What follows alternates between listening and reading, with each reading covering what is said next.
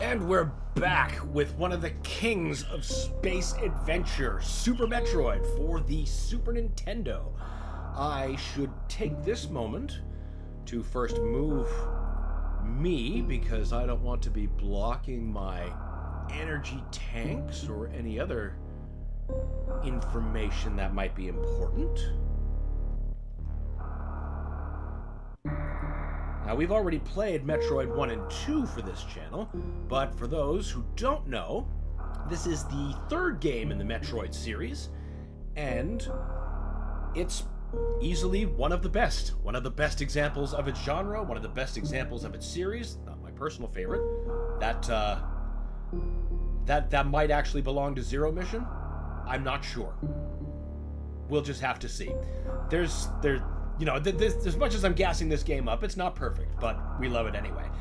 It picks up pretty much exactly where Metroid 1 picks up, or 2 ends rather. Jeez, you know what? I am going to let the game explain itself, except... Oh good, my controller's not responding. One moment.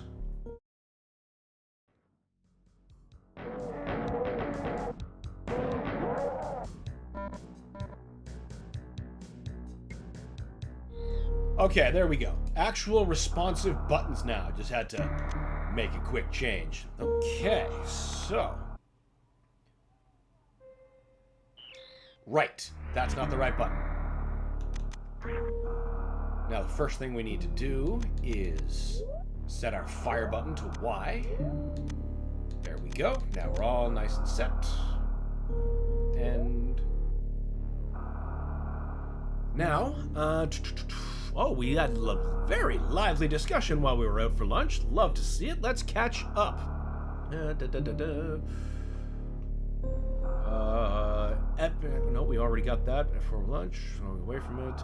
Honestly, it's worth... Megabyte Red Sector says, honestly, it's worth jumping in regards to going full PC over consoles. I wish my brothers would, because they're Sony ponies. Right down to blaming Microsoft for Sony getting greedy. That's what happens when you don't have competition. There's... What else can really be said about that? And if you don't have competition, you get complacent. And then you start making stupid decisions. But, you know, Sony and Microsoft have been guilty of that. And so have Nintendo. I mean, look at them recently. I don't have allegiance to one company, Shining Gamer says. I had them all back in the PS2 era. I still have that in original Xbox and GameCube. That, some would say, might be the golden age. My golden age is a little bit farther back, but that is an excellent, diverse package of games, no matter how you slice it. All great there's great reasons to own all three consoles, quite frankly. It's all good. I mean, in general, I say, play on what you like. Just know it would be easier to play on those two if they jumped. But, yeah. And I know some games I would love them to play. I would love to play with them that I can't. That's the real casualty here. More games need cross-play multiplayer. Like, the fact that I could jump in as a Switch user and fight PC Master Race people if I'm so inclined with, like, Doom. I can. It's ill-advised, but, you know, you can. I could still play with anybody, platform regardless, and, you know, playing together is what it's really all about. I like Grim Dawn, especially as one loves Diablo-style games. I'll have to check that out, I guess. Microsoft and PlayStation had their issues. They felt like they were having side-by-side, and Nintendo was kind of the best with Iwata was alive. Yeah, I mean, there was something different when he left. When he passed is when Nintendo went to shit. I don't know about that. There's a lot of decisions you could criticize, but you can't really deny the Switch's success and forcing Nintendo back into the limelight. Not that everything Iwata did was, like, bad. He did all the right moves. But, you know, as Star Trek teaches you, you can commit all the right moves and still lose. That's not weakness, that's life. Also Mario Kart. And I understand the ease of having and playing with siblings by just using one thing. PC, I know, gives the best experience. Objective fact. And sometimes consoles are just more convenient for multiplayer, but it depends. It really depends on a game-by-game basis. That's something that's hard to paint. And when it doesn't, you can make it. Seriously, I have a keyboard emulator on my media center, so if I want to play old DOS games in my living room, I can force controller support. Yep, you can do that at a Steam level, at a game level. You're living in so many better options. I remember back in the day, if I wanted to force gamepad support for PC Doom 3, that's good luck. You're going to start with needing a third-party app for one. It was a mess, but now it's never been a better time. It doesn't take much to save a button layout and get going. Yeah, exactly. Like, you could have so many different kinds of controllers, and your PC will still know which one's connecting and which button profile to load. It's great. How I get full arcade controls on Mortal Kombat 1, 2, and 3 with the DOS versions. Again, exactly. And that's a great way to play them, quite frankly. Especially if you have like a USB fight stick. The original release only supported full control on keyboard, 4-button if you use one controller, 2-button if you use 2 of them. Yep, exactly right. Sorry, I like to nerd out about stuff. Kind of fun to bend the games to what they can versus what they were. Look, I'm the same way. I love seeing shit modded and explode. Oh, wow. There is so much chat. You know what? I am going to just start that. And since that's an unskippable cutscene, that's a perfect time to continue. The galaxy. Getting caught up. Where did we leave off? I'm pretty sure this is the perfect place to nerd out at. You're exactly right, The Shining. Exactly right. But yeah, if you do make the jump, I doubt it I'm the only one who will be happy to lend a hand if you hit a snag or two, and with older games, that can likely will happen at all times. Yeah, old games sometimes are a crapshoot. You need to insert a compatibility layer of sorts. So this game right now is recapping the events of the first 2 Metroid games to catch everybody up, so I don't have to. So I can catch up on chat. Kind of a purist when it comes to gaming, preferring to play them as originally intended. Yo, right here, as intended as possible. But that doesn't mean everyone has to be that way. Yeah, and I mean, as much as I just did that, I'm pretty flexible. I could easily just adapt to something else, but I would always prefer to play it as intended, if at all possible. If you have more fun playing it different, then you do you, boo-boo. Exactly. Like I always say, I don't care how you play, I care that you play. Of course, I will never press just offer. Perfect. Like I can't even play the Banjo games on NSO without the N64 controller because I'm so used to it, and the Pro controller feels wrong. I feel the same way when I'm playing. I mean, that's why I got N64 controllers for. I do have the NSO one, but I bought USB ones before that so I could emulate Legacy of Darkness correctly. That took some doing to adapt to. Nothing wrong with that. I mean, I did try to get a Genesis USB controller for my Phantasy Star run. That's a great way to go. I think I'll be making the jump in time when I have the moolah to do it. Look, nowadays, PC money is hard to come by. I would say don't try that one, but I did. And as I said, I'm not one of those people who tries to convert, but I'm happy to help along the way. That's the way to be. Because the second you're a forceful dick, you lose them. They will never be a PC person out of spite if you're just a PC master dick about it, you know? I know people who personally look down on non-PC users. I mentioned playing Star Fox 64 once, and he told me about a PC port of it. He said he doesn't know how anyone plays the OG version. On one hand, I can understand, because it really is that much of an improvement. Like, it's so good. But on another hand, you're still just talking about Star Fox 64, man. Jam, vibe, enjoy. Glad that you both play the game. In fact, that should be the best part about it. And the version he was talking about required one of those long curved screens with a really good PC. Huh. Wonder what version that is. I thought maybe that was from the Harbor Masters who wrote like Ship of Harkinian, but that doesn't sound like that. No, not ever going to do that. The ones I look down are mostly console warriors, what Salt what channel mines are for. I mean, for God's sakes, I still play basic bitch 1080 at 60. And for me, it's all about opening doors and the control over it I get. I don't need to be playing 8K 500 FPS, and God help you if I see a stutter. Yeah, I know people like that. They see it go down to 59, it's like, nope, that tower's in the gutter. Never gonna be me. To keep up with the cost of with quality is bonkers. Yeah, like, my PC budget, I only think about that once every, like, 10, maybe more years, because, God, the price of everything. It is, and I don't understand people who do it. Yep. There's probably a lurker who took offense to that. You know, man, people will take offense to anything. I personally just like building, customizing what we... what I used to play, given any game, currently between keyboard and mouse, an Xbox controller and a flight stick, total conversion mods that require new games. It's what I do. I don't care if someone gets offended when I'm being facetious. That's on them. Way to be, not care. Also, this is just one of the coolest environmental bits ever. The eerie silence of the station. I know it's not very silent because I'm catching up on everything. I build and test enough electrical stuff at work. I don't want that brought into my fun home life. Yeah, clear delineation between work and fun. Absolutely essential. But for me, the bug to build my own bit hard. Yep. Sometimes you just gotta build. I'm primarily a console gamer, but can't deny how great the PC is as a gaming platform. Well, exactly, Mad Belmont. How else are we going to play Castlevania Revamped? Certainly not on PlayStation 4, unfortunately. That'd be cool if we could. But the platform's just not that open. Plus, I watched Knickers' PC video that made it sound like a nightmare. You mean setting up the Star Fox port? Because it's not that difficult. I don't know why I'm fighting him. He needs to cause me damage. There, once I'm low enough health, that's when this fight's over. Also, welcome at Belmont. Even if I build a fairly low budget, and I do, my current wait is 3 to 4 years, and it was $800 to build it. That's not bad for like 3 to 4 years. Not bad, but, you know, not everyone can keep up with that. I have a laptop that I use to play older PC games like Fallout 1, 2, Bloodlines, Doom, and Quake, that type of shit. Emulate older console games. I'm not paying out the ass to get. Yep, either a laptop or a Steam Deck. That's the way to go. Perfectly fine. I basically use emulation as a simplicity thing. I still have the hardware if I want to do it native, but I would consider another box in my entertainment center. I'm kind of in the same position where I'm a bit more about convenience, and I still have all my old hardware, and I do still use it.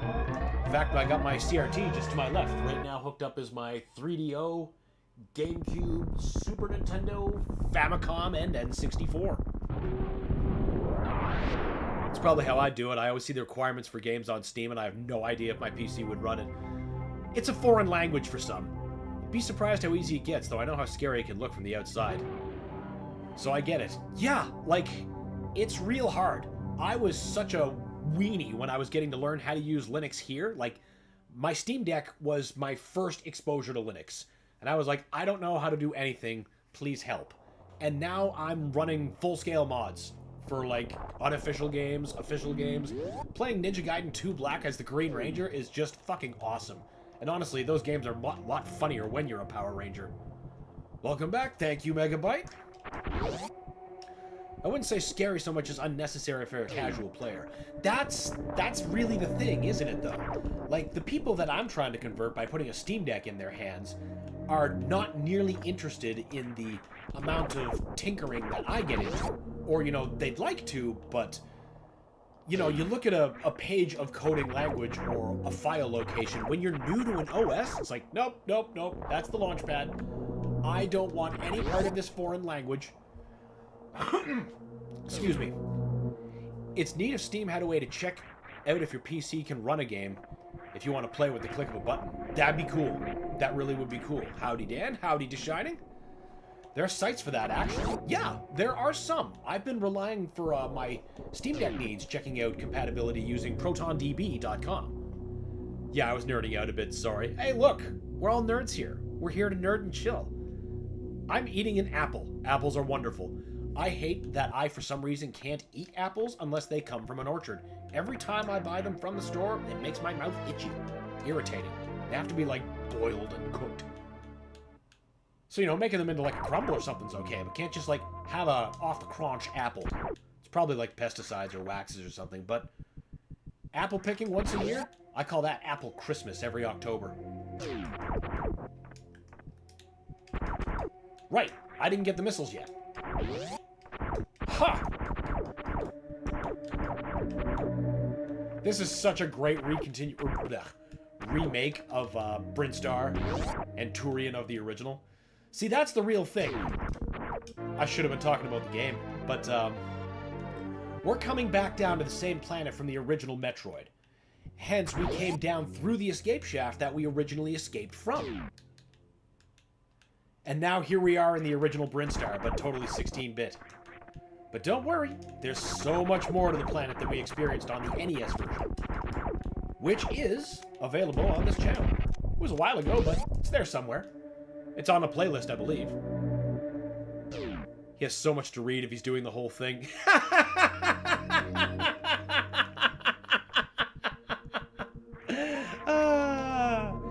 Yeah, Anti-Micro, I use it religiously. Yeah, that's a good pair to keep with Proton DB and that kind of stuff. This music creeped me out as a kid. Yeah, you and a lot of other people. Mortal Kombat Trilogy also worked as well with the N64 controller once we mapped it right. Yeah, once we mapped it right being the key. Because the default mapping is... It sure is something. Yeah, it sounds like you were having an issue with the wax. Yeah, that's pretty much it. I figured it was either the waxes or the pesticides or none of that. Either way, can't have it unless I'm intending to bake it. So now we're going to come back up now that we've activated Brinstar. Mother Brain is not thrilled. And we're finally caught up. Whew! Maybe I just pick a better point to do that next time that happens. Because honestly, I love to see really lively discussion if I'm not there. Puts a big ol' smile on my face. But my viewers and everything they do and say matter to me. We're not getting that yet, because we don't have the bomb.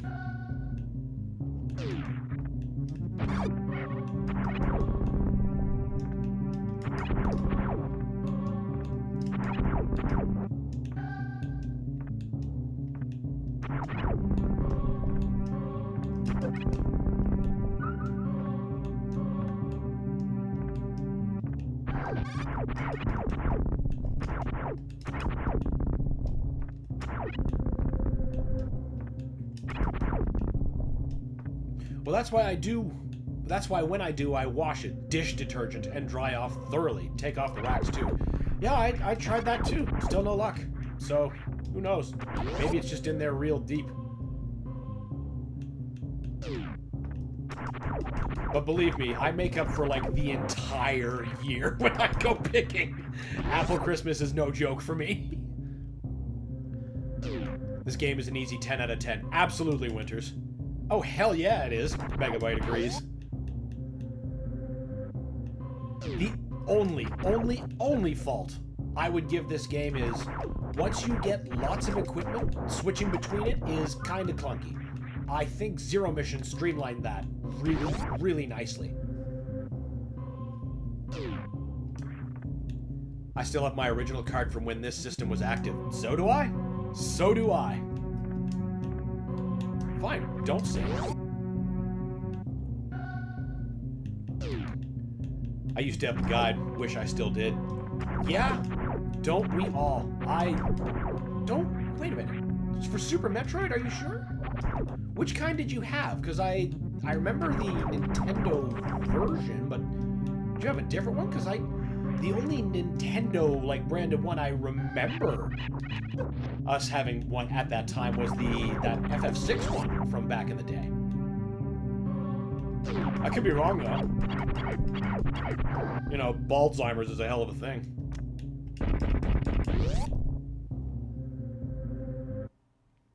Easiest game ever. Child's play, even. It can be. It can be. You can also make it harder on yourself. But yeah, it's not as hard as, well, honestly, any game in the series. I don't think that's to this game's detriment, though.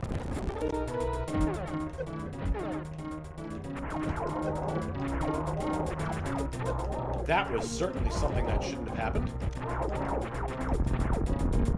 Oh, this is gonna be good, is it?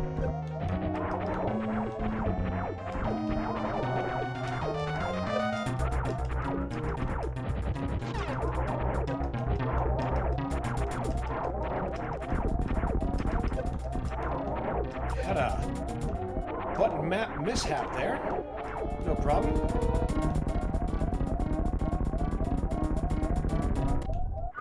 There. Stop that infernal beeping. The Nintendo Power one, Jacob Lutz had it too. It was navy blue and stuff. Wow, I don't remember that like at all. Easy is definitely subjective. That's true. That's real true. I mean, great example. How long it took me to beat fucking Grunty in Banjo, but I can shred Doom on Nightmare. it's a different set of skills.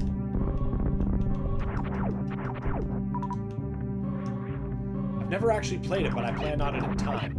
Wait, you've never actually played this? Or am I missing something? Still got him. That's true. We do still got him. And now we gotta go back down for that secret that I missed in Old Turian.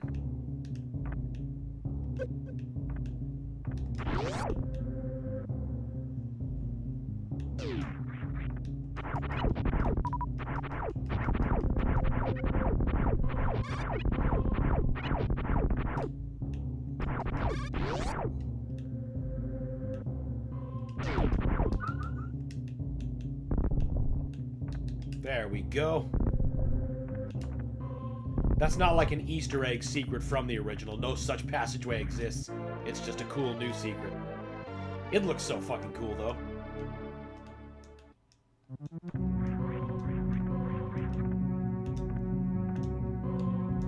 How's it Child's Play if you haven't actually played it? I mean, if we are still talking about Super Metroid, that's a fair question. I know a lot of people could call Banjo a Child's Play, but I certainly did not have that experience. Yet just this morning, I trounced one of the allegedly hardest games ever made. Subjectivity. Different skills.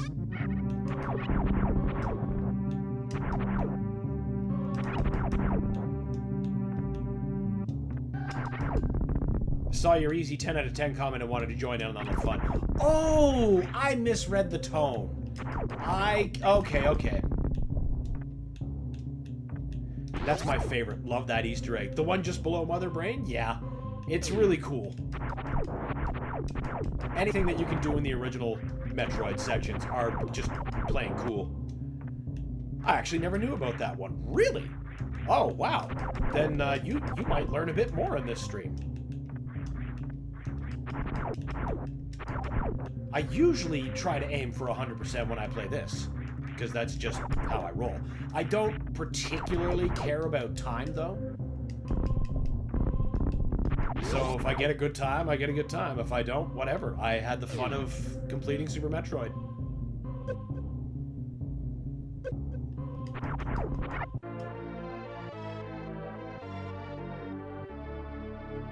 Man, the sound effects giving Super Ghouls and Ghost vibes. Yeah, like there's a different processing that's happening here, or a similar processing here that's happening. Or similar sound font, maybe is the word that I'm looking for. But I could totally hear that.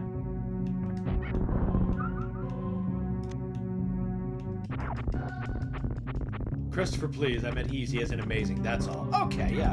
We have a guy at work with me who prefers Matthew over Matt. Someone's name. Don't question how somebody wants you to call their name. It might be more convenient for you to call him Matt, but if he says Matthew, you say Matthew. Never 100%ed this. There are so many missiles I miss. Yeah, and power bombs. They can hide in real bastardly places. Most people prefer their shorter names. Yeah, like me. I go by my shorter name. And it's easy to assume that everyone else would prefer to do that too, as someone who does that himself.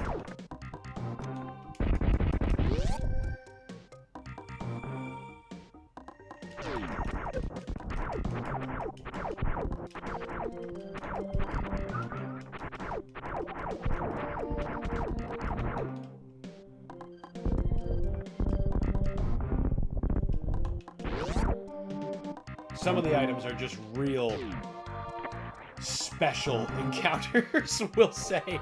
I mean, some of them, they're not as bad as some of the Shine Spark puzzles in Zero Mission. But there are some pretty challenging secrets nonetheless.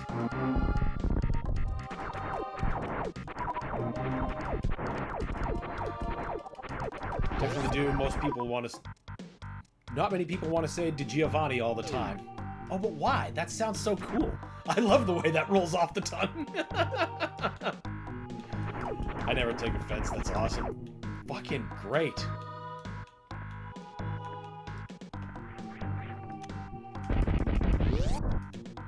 Apologize if I butchered that pronunciation there. Ah! Yay, more missiles! That's an awesome... Yeah, Winters gets it. Giovanni sounds like a sick name.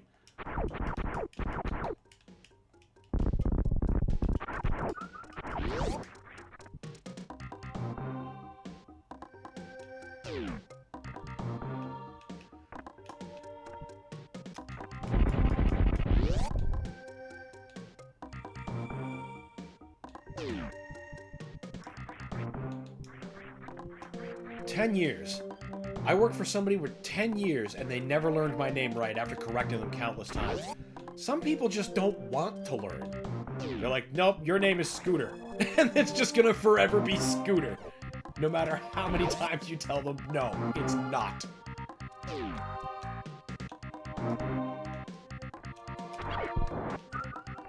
It is. You never mistook who the school announcements were talking about when myself or my siblings were being talked about.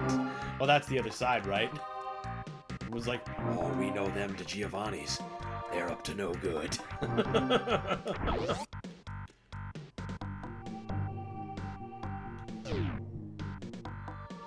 We need power bombs before we do that secret.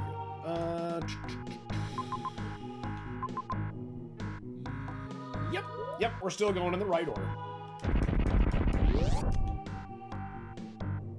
And even if I weren't, I wouldn't be bothered. Like I said, I'm not giving a shit about time, so optimized routes and glitches, don't care. Just gonna adventure and find shit. Have a good time playing Metroid.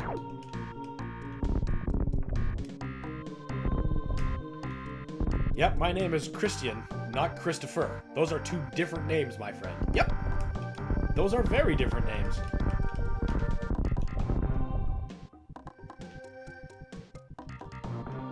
Also, sorry if you prefer Christian.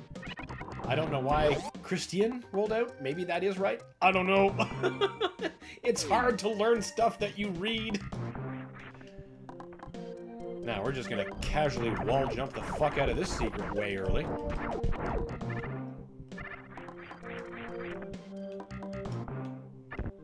Ah!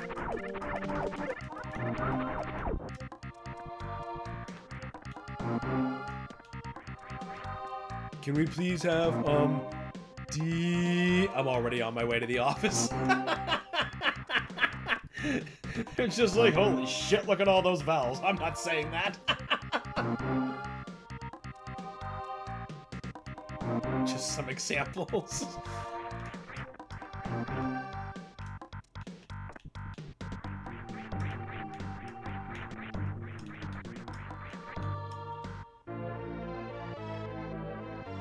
No grapple beam for me.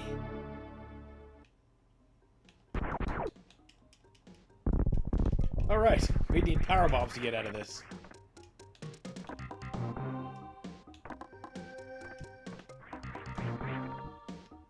I was called to the office so many times, I just assumed when the speaker buzzed it was for me. Story of my life too, man. Junior high was a hell of a life. You couldn't pay me to relive it. No, sir.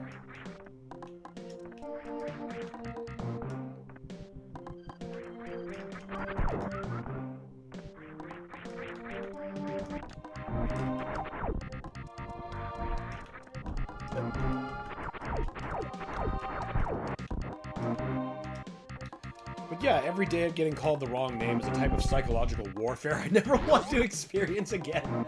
Some people just plain suck. It's true, they do. Some people are just jerks. Stop that, Mr. Simpson.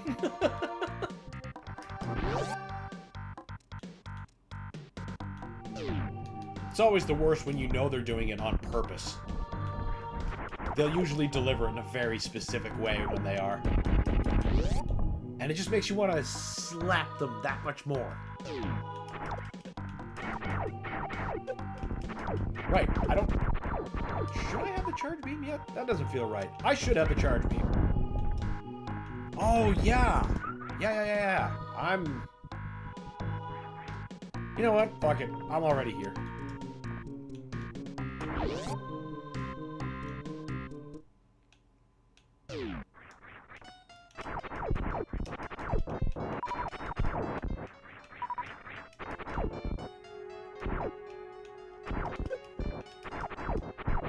Basically owned my school. The teachers loved me, and the other kids were apparently afraid of me. Didn't know that till literally the day before graduation.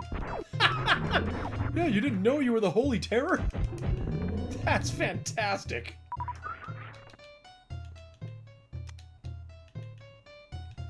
I had different names for DIs in boot camp because they refused to put in the effort to learn my last name because my name is long too. Those type of people are never good parts of the unit, in my experience. I feel sorry for them, though, where I honestly wouldn't do anything. My brother inherited the keys to the school from me, and then he was another animal entirely. He knew what power he had. I was the Trojan horse. Not this music. Oh, nightmares. Oh, yeah.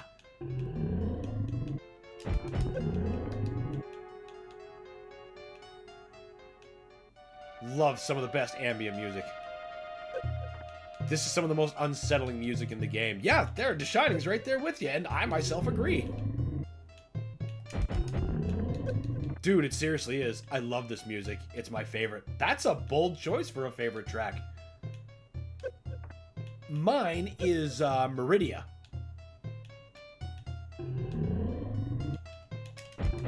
There you go. The music in this stage is the sound of stress. The soundtrack to Sleepless Nights. You cannot sleep when enemies are nearby. I know that's not the right game, but same vibe.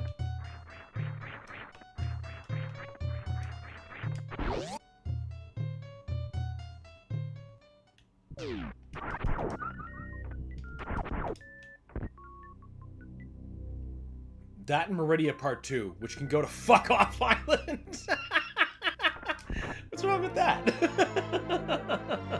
I love that music. I think the one you're talking about is my favorite. Oh wait, no. Part 2. Yeah, that's different. That's different. I like Part 1 the best.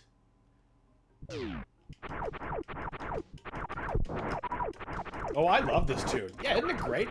I can't think of a single dud in this soundtrack. It's amazing.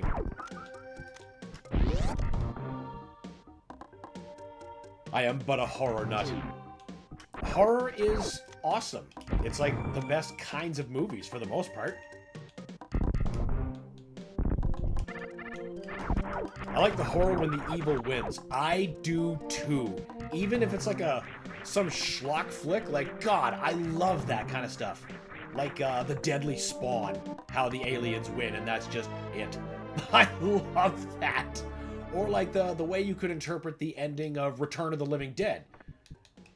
It's like, yeah, that zombie plague is coming to this town now, and guess what?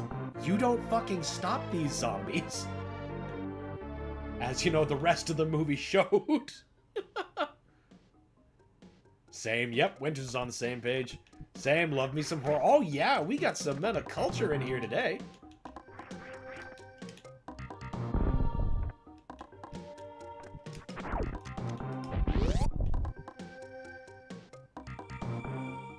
Honestly, good can win, evil can win, as long as the writers don't put themselves in a corner, they then cheese out to get the ending they want. Yeah, that's always such a letdown when that happens.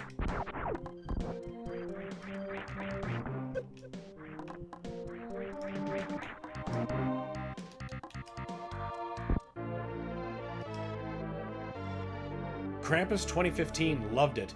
The practicals were also the best. The only CGIs were used for the tiny gingerbread men. That's the way it should be. Over-reliance on CG is... I've never been a fan. Never been a fan. Hated the updated Day the World Stood Still. Should have owned that corner and let it end wrong.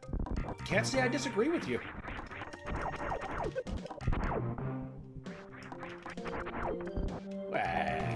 No, I just got that secret. My attention's so split I can't remember.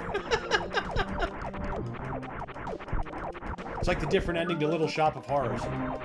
That one where Audrey wins. That's the one. That's the one. Krampus was hysterical. Well, I'm gonna have to look up that movie. I haven't seen it yet, but I'm a fan of anything practical.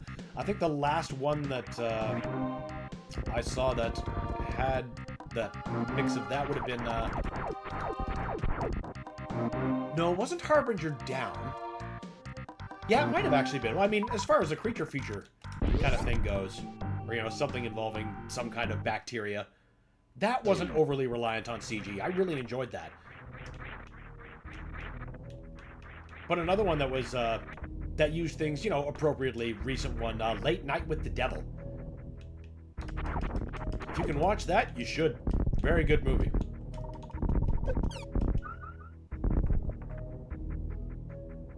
Loved that film. Oh, hell yeah. Krampus. All right, that's a couple votes. I definitely got to see that. It was that Jack-in-the-Box nightmare, though. My phobia of being eaten, swallowed alive, thanks to the Anaconda movie.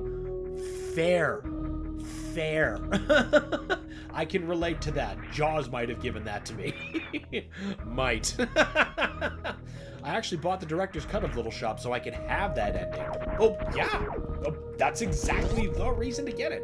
Because they never show that ending. You gotta pick it yourself for some reason.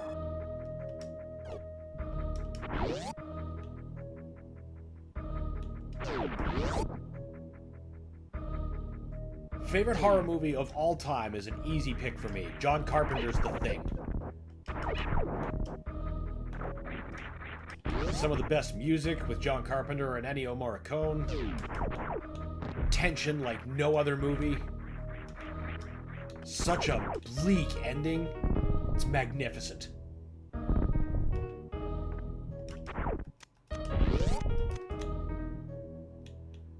Wall jumping rules. Because you're not supposed to get this till a little bit later. Like the high jump boots are supposed to get you these. But nope. You get wall jump, you can bust this game open. And I use it quite liberally. If you couldn't already tell.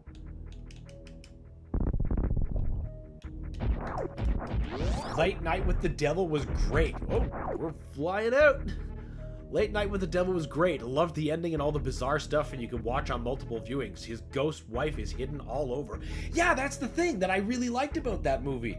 It was one of those horror movies that the more I watched it, the more I noticed, and the deeper my appreciation drew. And that's a really treasured kind of experience. Not a lot of movies accomplish that with me. It was the ending of the musical. I did go see that. Look, I hate musicals, generally. Little Shop gets a pass. I would absolutely go to a show of that to see that ending. My favorite horror of all time is An American Werewolf in London. Look, that is a bitchin' movie. Probably the best werewolf movie ever made. It's like my go-to, probably only example. When I'm like, yeah, this is a good one.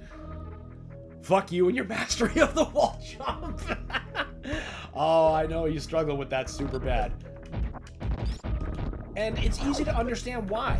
Because the wall jump works differently in this Metroid than it does in any other game that technique shows up. You see, in any other Metroid, you just press jump in opposite direction as soon as you come in contact with the wall. At the same time.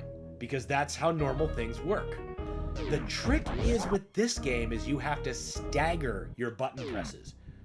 Press forward and then jump. That's when you get the jump to happen. It's very difficult to actually learn, but once you go in with that mindset, it's pretty easy to pick up and master. John Carpenter's The Thing is my number 2. Oh, what's your number 1? Megabyte says Event Horizon. God, that is such a good movie. Many people have told me that's the quote-unquote real Doom movie. And it's easy to see why. Easy to see why. Probably my favorite movie of all time, much less just horror. Again, easy to see why. That movie fucking rules. Event Horizon is very underrated. Yeah! Oops, dying. Hot, hot, hot.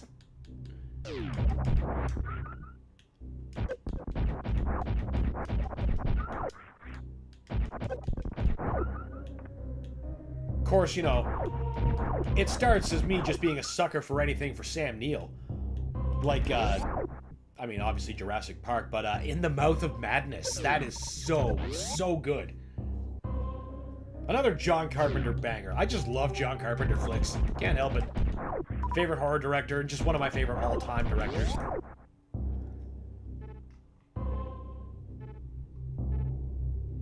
Agreed on American Werewolf in London. Yeah, yeah. It's a dubious honor, but it has it. I watched The Sixth Sense, and when it ended, I immediately rewound it. It was VHS. Oh, what a time to be alive. I remember VHS very fondly. In fact, I've got VHS tapes near me right now. Look at that. Star Trek the Motion Picture, for some reason. I mean, we're in space. It's thematic. I remember the time of Please Be Kind, rewind.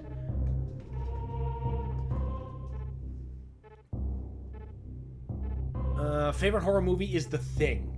I'm just going to assume you mean the 1984 movie and not the 2011 joke. Event Horizon is good, but has some real problems towards the end of the film. Yeah, there's an argument to be made for that, for pacing and explanation. I kind of think a lot of it is left up to the imagination of the viewer. And in my opinion, that's kind of to its strength when you're imagining something as unfathomable as hell. Not Doom. Event Horizon might as well be the real prequel to Warhammer 40,000. Yeah, with the Eye of Terror and the Warp. That's where it's at. That's where I think the comparison lives much better. What happens when you go through a warp with a Geller field? You mean without a Geller field. If your Geller field isn't active, you're gonna see some shit. An American Werewolf in London is my number one, but I'm a werewolf nut when it comes to movies. I've seen a ton of werewolf movies. I bet. I know plenty of werewolf movies. I just don't know very many that are good, is the problem. It's the curse of the werewolf genre. I have come to chew bubblegum and kick ass. They Live is iconic. Iconic. Roddy Piper out here just shitting on Hulk Hogan for actually being in a good movie. Love it. Here for it. Here for every minute of it. John Carpenter can do almost no harm. Except Ghosts of Mars. Did you know I was just about to say that before I was continuing to read your comment? How you waste using Pam Grier. She's incredible, but wasted in that movie. Yeah, I agree. That's another movie that's been told to me is the real Doom movie. And I'm like, I don't see it, Chief. Like, I see parts of what you're getting at, but I think you just saw the basics of there's guns and maybe hell and just went with that. And if that's the case, how is that any less Doom than the two movies we actually got? I still use my VCR. I used it on Saturday to watch Batman Beyond, Return of the Joker in my Discord. Fuck, that is one of the best Batman movies. Batman Beyond is so sorely underrated. As a series, as a movie in that case, it needs so much more love. That Heat Zone... Ghosts of Mars has an awesome soundtrack, though. Buckethead and Anthrax? Hell yeah. See, that's the other reason I think people liken it to me as the quote-unquote real Doom movie. Because it has such a badass soundtrack. Yes, I do mean without it, my bad. Most werewolf media devolves into furry romance. It's a daunting task to hunt down anything good. Yeah, it's true. It is very, very true. Here I am doing circles when I know the answer is go up there, use the high jump boots, get your fucking Varia, then come back, you goof. Okay, hot take. The Rock's Doom movie is a guilty pleasure, and it's still a fun film. That is not a guilty pleasure, sir, and I don't consider that a hot take. I am an actual fan of the Rock movie. Actual, honest fan. I know it's not, it's got its problems, but it is such a fun movie. I have a great time every time I watch it. I rewatched it fairly recently, as a matter of fact. Some of my, one of my favorite parts is when they're all, arguing with each other, because I really like the Marine characters in that movie. And then when they're just like, Portman, you need to shut the fuck up! So good. So good. And that's another movie with a wrestler. The Rock. Just underscoring. Hogan. Why? Is doing good movies just not work for you, brother? Doom was an alright movie, it just wasn't a Doom movie. I can see where you'd say that, because there's no, like, actual hell. It's a genetic thing, a genome map-based thing. They briefly alluded to it. It's like, it was this place. It's hell. Like, alright, you got Carl Urban saying that, but that doesn't necessarily make it about hell. And that's a really important part. But that first-person sequence is so Doom and so worth the price of admission. I accept it as an apology for literally anything else about the movie. Starscream and I saw that movie so much. Yeah, I went to theaters a bunch of times, and then I bought the novelization and read it. I can't say that for Doom Annihilation. That just sucked. That's true, and I feel the same way. I watched that, and I just did not have a good time. Like, there's a kind of bad movie that you can just turn your brain off, order a pizza, and be like, This wasn't even one of those movies. Like, after this movie was over, I was like, I can't believe I wasted my time, and I kind of want it back, even though I just wasted again. Nothing about that movie was good. Nothing about it was fun. It was all irritating. I was just pissed off the whole time. So many things wrong with it. Like, that guy's assault rifle that winds up like a Gatling gun, if you're listening, is like, wait a minute. That gun doesn't make that sound. That's just scratching the surface of that one's problems. Jeez. Horrible movie. Horrible movie. Won't watch again if I have the choice. American Werewolf in London, The Howling. American Werewolf in London and The Howling, only the first one. Bad Moon, Ginger Snaps, and Dog Soldiers are examples of banger werewolf films. Facts. Nothing but facts here.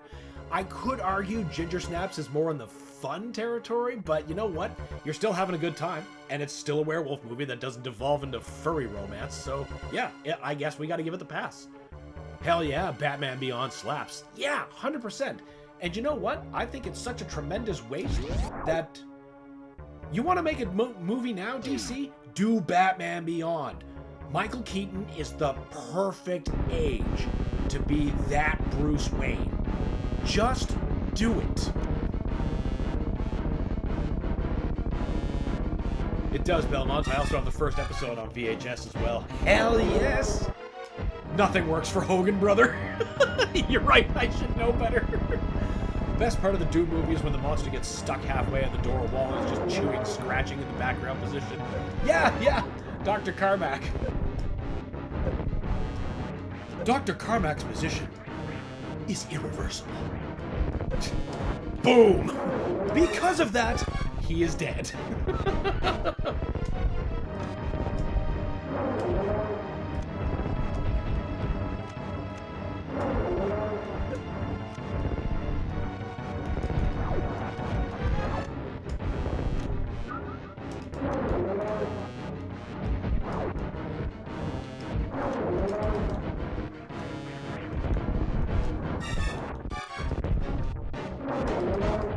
There we go. I was gonna say, we're doing a bit more damage than I'm used to. We're definitely not getting a good time. But we're having a great time. So the trade is perfect. Live action Batman Beyond would be amazing. Oh, we missed another one. Ginger Snaps is goofy, but damn, I love it. Yeah, Toil's on that page. Live action Batman Beyond would be amazing, not gonna lie. In the right hands, absolutely.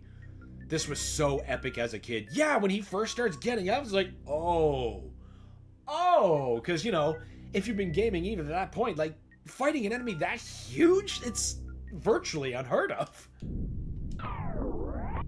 I mean, you had your screen fillers with, like, game-ending things like Ninja Gaiden, but multiple screen bosses? That's some king-flexing shit. Batman Beyond is my favorite version of Batman. Very, very good taste. Very good taste, sir. Would they use Keaton again after The Flash? I think that, yes, they would use him because everything that was wrong with The Flash was the Flash and Ezra's fault, not Keaton's.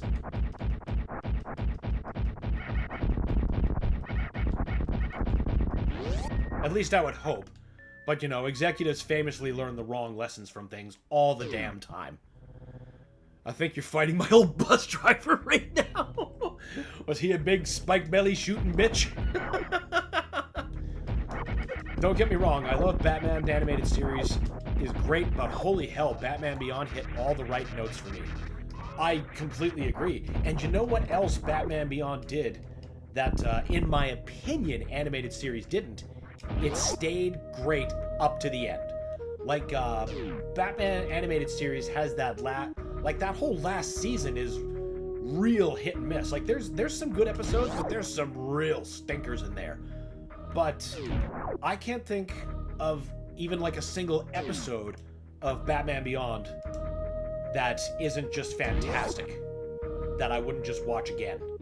I'm gonna get this save point right sometime. There. The trick is not flapping your lips. Y'all making me want to binge Batman Beyond series. I have future plans now. Excellent, excellent. Don't forget Return of the Joker. That is like essential viewing, and make sure you have the unrated version.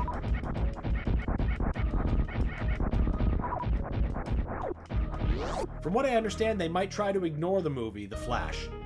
Hearsay, I never saw it. That's fair, and I didn't see it either. I certainly heard plenty enough about it, but I've never actually seen it for myself. The Flash is not really a character that has very much interest for me. And then, of course, you know, you hear about the shenanigans. Like, you know what? I'm not sure I want to end up liking this.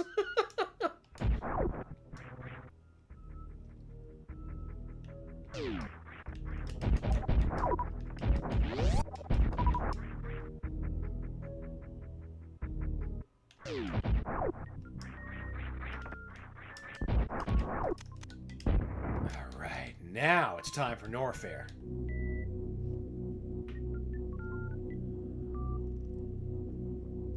But that would be the smartest way to get Keaton back, is just ignore the Flash movie. And then even if there was a problem with Keaton, and I can't fathom that there was, but again, I haven't seen his scenes in that movie, so maybe they were awful, I don't know.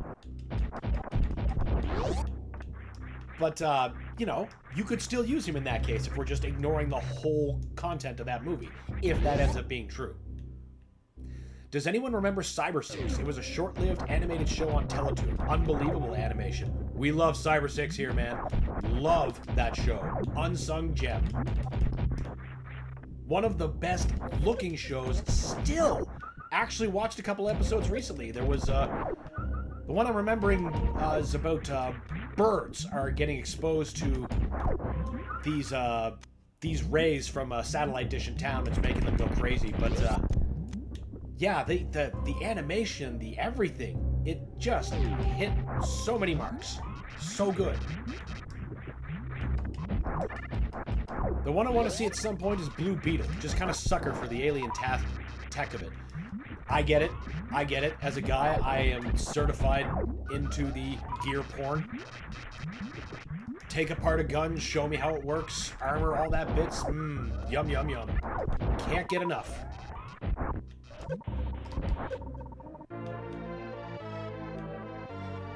I had the unrated version, but now I sadly have the edited one. Aw!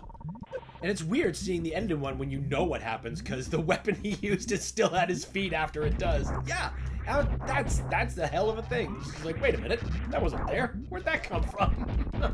How did you end up losing your unrated version? Was it just one of those things where, like, you lost the DVD or the download corrupted or what have you? I mean, a tragedy no matter what.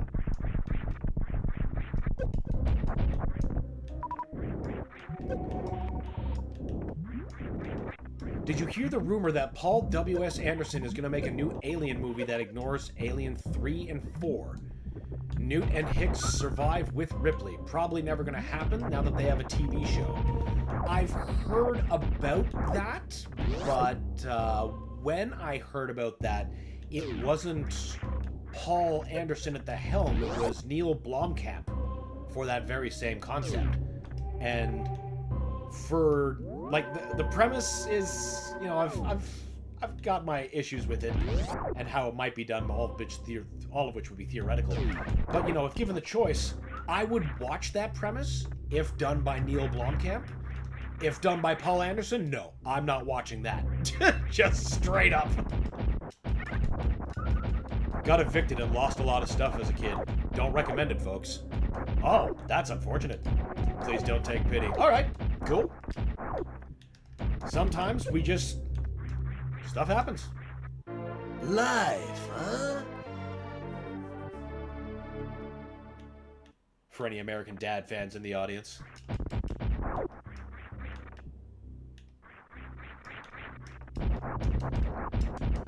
I left home at 14. I get it. Starscream knows. Yep, we come from all walks of life here. We all get it. That son of a bitch hits me every single time I go through here. I know he's there, and him too. Him I'm not as bothered by. But the first one, I'm at, you know, statue height. I should be shooting it. But no, I keep forgetting because I like tanking damage, apparently. We need the speed booster for there.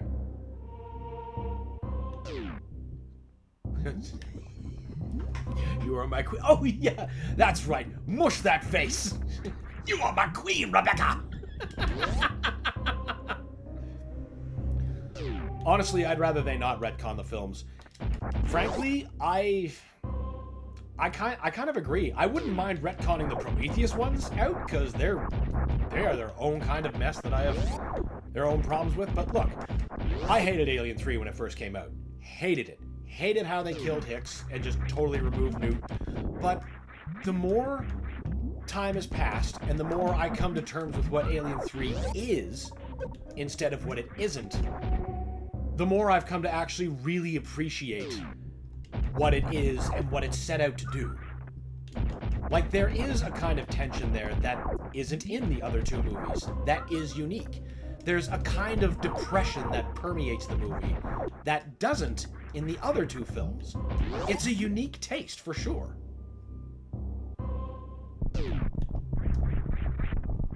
Four is one of those movies that's like, I've watched it so much, and it's exactly in that category of I will never say that movie is good, but damn if I don't have fun with all the stupid shit that happens in it. I mean, the first 3 to 4 are not the best, but let's not retcon. Yeah, I agree with you. I like Alien 3. It was a good way to just end it.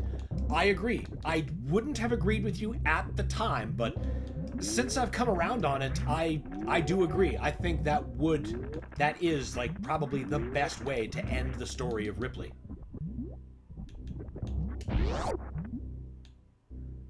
Actually, I loved Prometheus. Bringing that cosmic horror back was a breath of fresh air.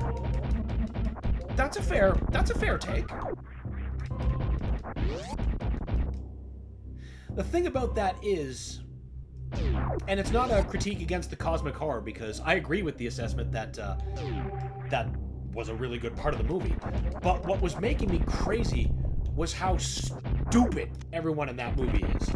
If the crew were written just a little smarter and not so infuriating that I actually start yelling at the TV like a bad slasher movie, then I would have appreciated it a lot more. A lot more. Shit. We know too much about the Xenomorph for it to be cosmic horror now, so reaching further back, yeah, I'm down. You know what? That's fair. And that would allow us to broaden these Xenos even further, as I suppose the end of the movie tried to show us. You know what that reminded me of? Is the old Kenner toy line for Aliens, when they had all of these different ones that were mostly based off of the 2D beat 'em up. But yeah, you know, it could be a way to broaden it if it's done right. But a lot of that it's down to the writing. It's really down to the writing. I will eat up all of that if they just make the people smart. Or likable. I'll settle for that. Because I certainly didn't get that in Prometheus or Covenant. I can't think of a single person I liked in any of those movies.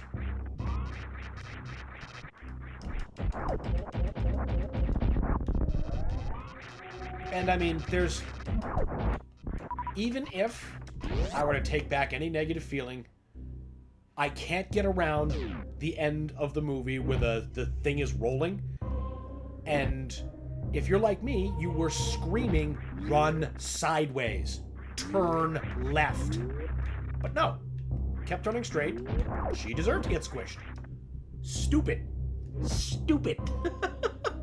It's difficult for me to drink in cosmic horror when I see how unbelievably dumb people in front of me are. I liked the idea of Romulus, but I hate it a lot more about it to be able to say it was great. That's fair. Like, you can find like 45 seconds of watchable movie, but that's not a movie, that's a trailer. I also like the new Alien movies, Prometheus and Covenant. Lots of problems, but I like the crazed androids. That's an angle I wish they would have leaned a little bit more into. Like, instead of writing the crew to be this dumb, make the androids seem smarter. Instead of just on-the-face evil, and for some reason everybody's so dumb they don't see it. Romulus was good. It's way too heavy-handed with the nostalgia BS, but definitely wasn't that bad. Definitely watchable. Okay. See, I heard that was really heavy-handed with the nostalgia too, which is one of the reasons I didn't go back to it. It's like, if I'm here to just hear somebody say, get away from her, you bitch, again, or, you know, any classic lines, why won't I just watch Aliens? You know? Fun fact, the deacon at the end of the film, that was only there because the company insisted on it. Oh, fucking of course. Of course. Ridley Scott didn't want to have it in there. Of course not. Studio notes, we gotta have Alien in our Alien movie. I was actually smiling because I wanted her to die anyway. You know what? That's fair. I wanted her to die too, but I was just so... Stupidity makes me so angry. So angry. But I get it. I get your take. Prometheus felt really unfocused to me also, but I've been curious about Romulus. I mean, I've been curious but apprehensive. So I get that. They horrendously forced the get away from her line in the most you took me out of this possible. You took me out the way... Okay. Blah, blah, blah. They horrendously forced the get away from her line in the most this took me out way possible. That's exactly the kind of stuff that I'd be like, ugh, why aren't I just watching Alien? You know, any of the other movies, rather. And that wouldn't do it for me. Unfortunately, Covenant didn't make the money it needed to. Ridley Scott meant to make a trilogy and lead back to the first Alien. Speaking of... Excuse me. Romulus was amazing. Oh, okay. I mean, I'm all for the positive buzz. Wait a minute, that's right. No! Aha! Thank you, Wall Jump, for opening the game up so much more. Romulus is literally a love letter to the first two films, but it respects the timeline. See, on the other hand, part of me was like, that just feels like I'd be like I just explained, wondering why I'm not watching the first two films. But then I stop and go, man, I would wish for half of that to happen to, like, Star Trek. No. That ship has sailed.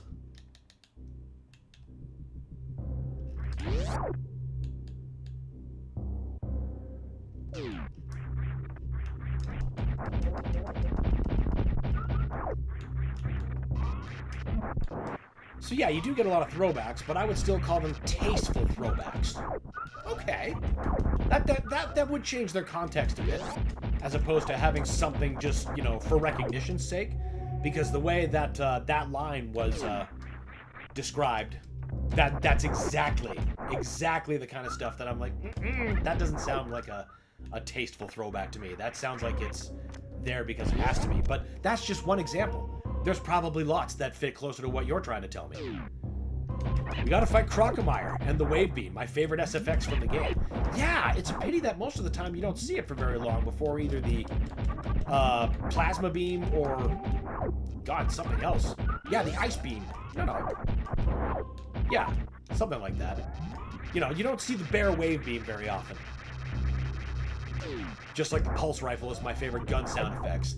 That weapon sound effects is some of the most iconic sounds in all of, like, cinema and first-person gaming. God, anything. Just guns.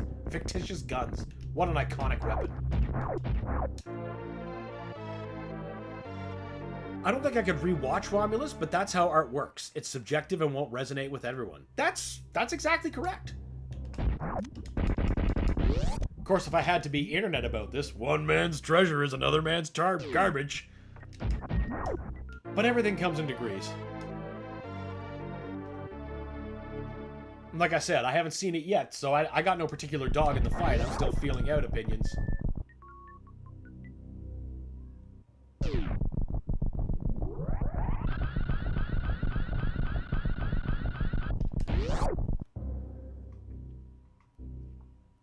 Yeah, Prometheus and Covenant messed up the timeline. Things weren't lining up. Yeah, that was something else that I found very difficult to let go of when I was watching those movies. Nothing bothers me more than just screwing up your lore when you have no excuse to. And I still want a third one. It's lame to have 2/3 of a story told and then just bail entirely.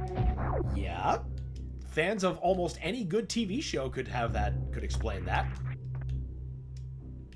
You know, something that ends on a cliffhanger. And it's like, nope, that's the end. Right, for Kruckemeyer, we got to go down again.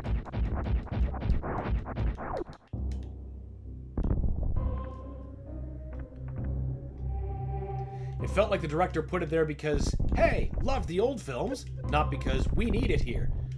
Okay. Did chat die on me? Okay, Halt did. Wouldn't scroll for a sec. Okay, yeah, it probably just needed an extra second. Prometheus did not. Covenant kinda did, only because Ridley didn't get to finish his trilogy, so we don't know where he was ultimately going. There's a gaping hole there. That's fair. That's fair.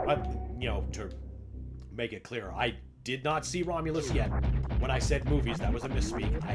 It's only, God, what is that? Prometheus that I've seen, but so much of it was so out there, so irreconcilable. I have a hard time with it. But that's just me. Maybe more of it will become clear if I actually give Romulus a chance. Do we get ice before grapple beam? I can't remember. Man, I'm having a hard time remembering too. I usually know this like the back of my hand. Maybe I should have the ice beam by now.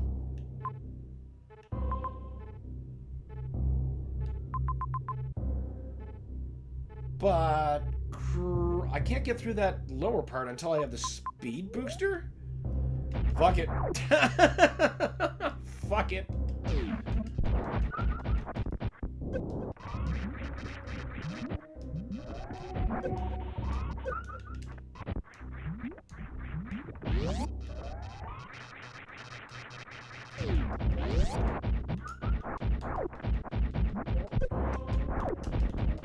There's a level up system in chat now?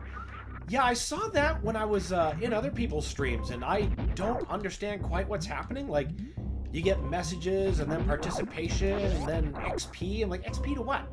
I genuinely don't understand what's happening. That's not the way to go. I think you should too. Yeah, it really feels like I should have the ice beam by now. Wait a minute. I had the speed booster. I'm goofy.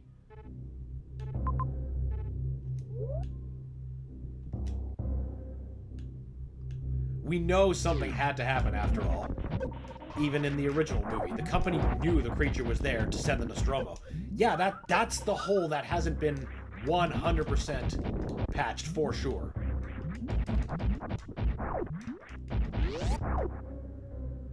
We don't know how. We never got that answer. Yeah, it's true. We never did. Power bombs too. Maybe we need to find Croco. It's possible. God, it's as possible as it is embarrassing. It's been a hot minute since I played this game. If you have the booster, get the ice! What killed the dinosaurs? The Ice Age!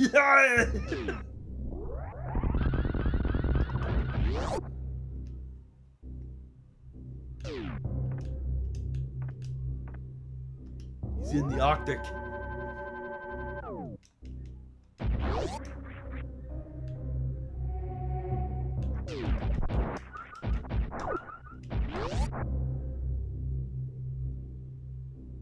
That's not correct.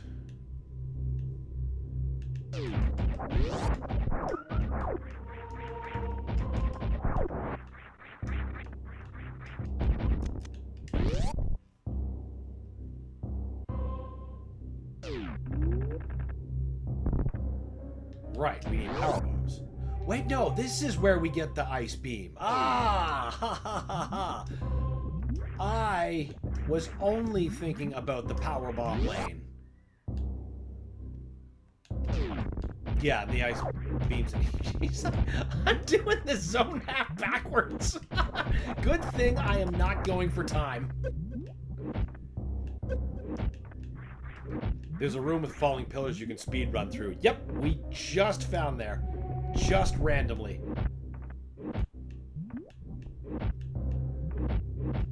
That's the best part about having at least somewhat of a breezing familiarity with the map. Eventually, my muscle memory will find us through. Eventually.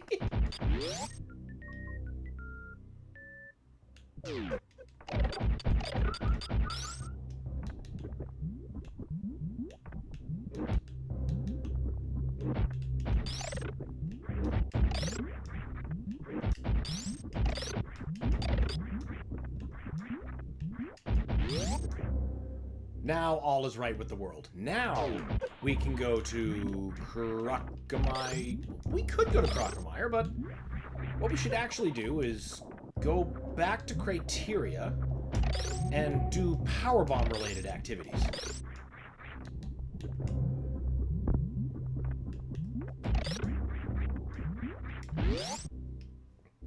Like, you know, getting them. And now we never hear from the wave beam again. Yep. At least in its bare form. Oh wait, no. I suppose it just auto-de-equipped. You know what I'm gonna do? Is I'm going to turn off the spazer.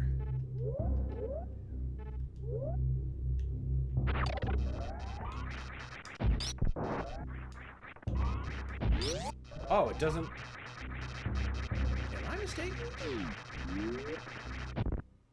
Okay, nope. I was mistaken. For some reason I thought that would, restore shooting through walls. Maybe it's just charge shots that don't do it. Yeah, it's just charge shots. I'm stupid. The Metroid soup needs a bigger stir. The hell? Did that send twice? Not that I see.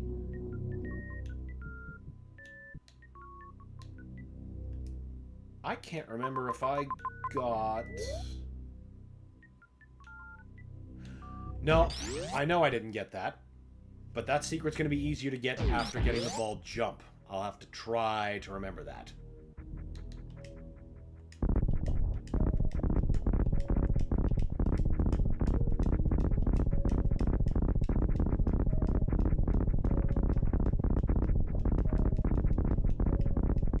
Yeah, my bomb jump skills are nowhere near what they used to be, so we're just gonna wait till we get the spring ball.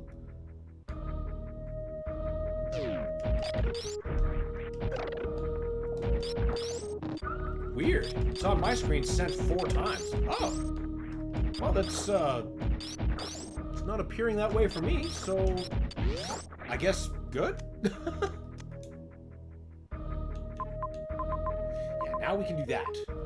Do a bigger loop around.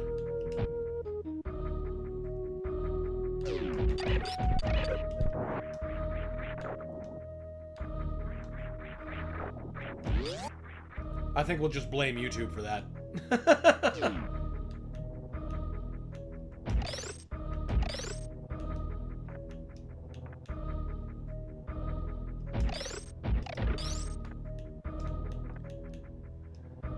I think the chat is goofing up. It had the level up system for a second, and then I refreshed the chat and it went away. Might need to reset your setup and come back out to the stream if it's being odd. Thanks. Okay, okay. I get what's happening now. Wait, shouldn't I have that by now? No. No, we're getting that up here. God, it's been too long!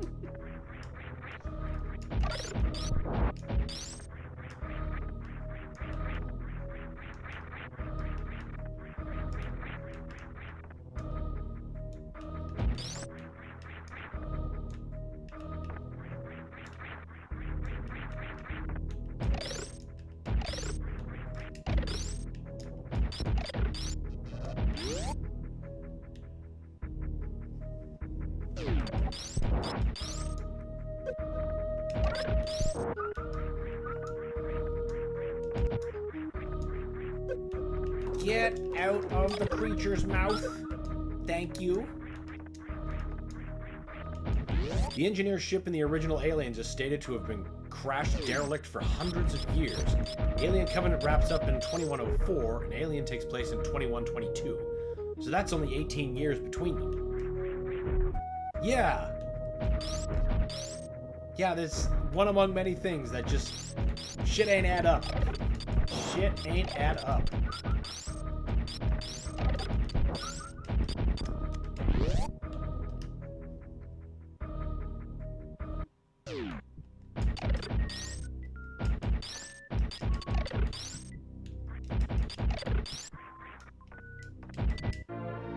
Maybe it could have been better if, you know, they showed any native species on the planet and their encounters with the aliens as the aliens wipe them out to become the sole, you know, thing on the planet.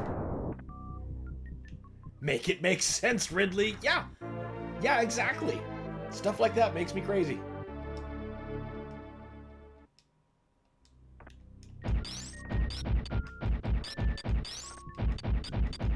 And the thing is, you know, when something's cool enough, you're usually pretty willing to overlook stupid shit like that. But when enough cool has been detracted, usually in my case, it's because, you know, the crew's been stupid. Then all of this stuff that normally gets glossed over just sticks out real bad. Real bad.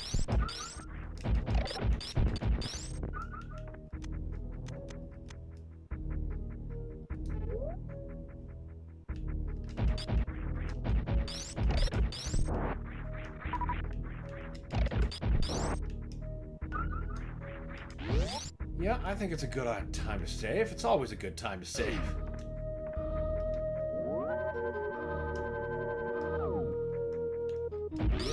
And I thought I was going to plow through this in a single day.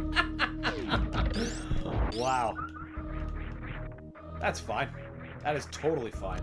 I'm all for playing a shit ton of this game.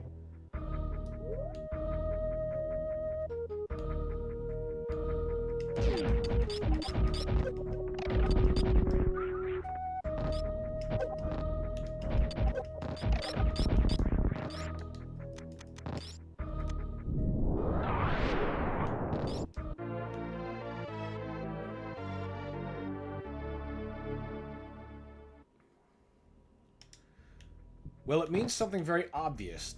David didn't make the xenomorphs. He may have replicated it to an extent. I mean, I kind of figured that was the case, but I don't know.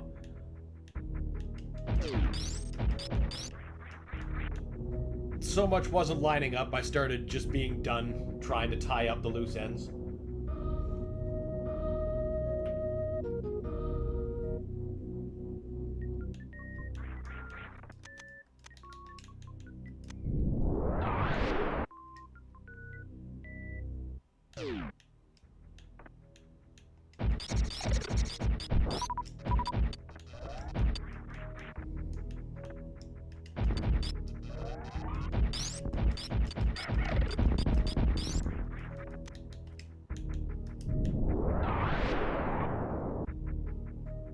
No, we don't need to do the wrecked ship. Well, not yet, and I don't think we can. Well, actually, yes, we can. It is possible to Shine Spark over there. But I don't want to.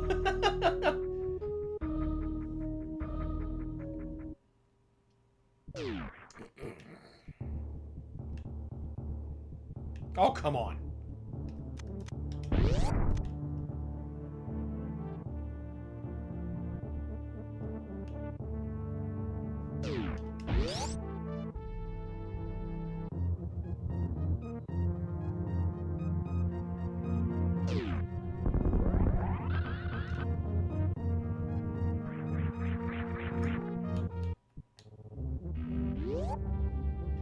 Always get the refill when you can.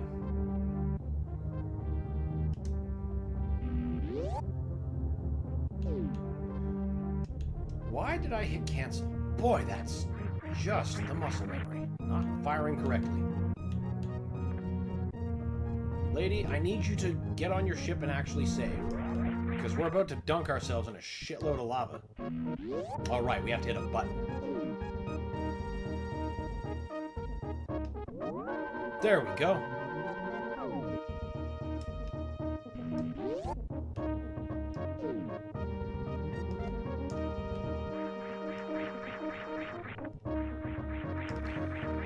Now we need to Shine Spark up.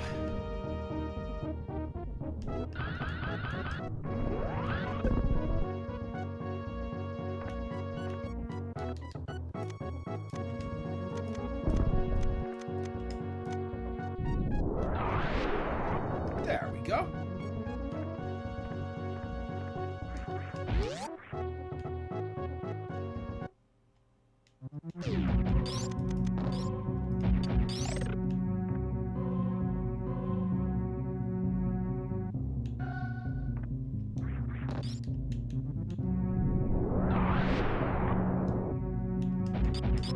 Stay right there if you're not gonna get vaporized.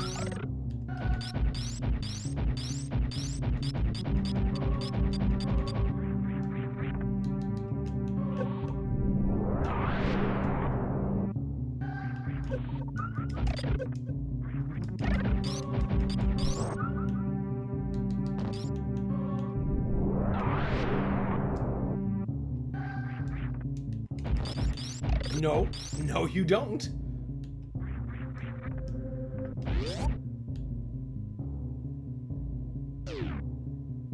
Do y'all see the purple crown next to Megabyte 2, or is it just me?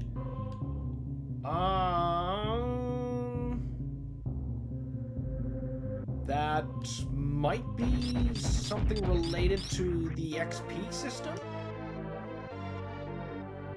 Because, I was seeing that, again, when I was watching other people's streams, that there was like 2 or 3 different levels of crown, each more purple than the last.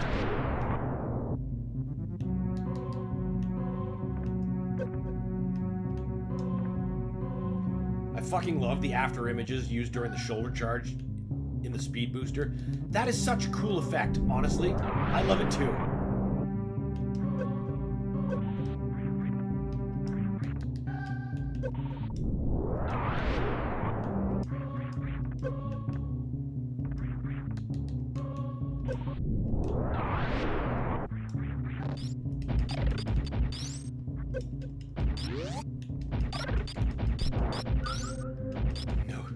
Yep, you have it now. I'm number 2. Okay. So it's one of those dealies. No crown here. Coronation time! Isn't that the point of Prometheus and Cumberman? The android goes crazy and wants to murder his creators because he feels he's superior, so he uses the black goo to create the xenomorphs. A perfect organism. That could be. It really could be.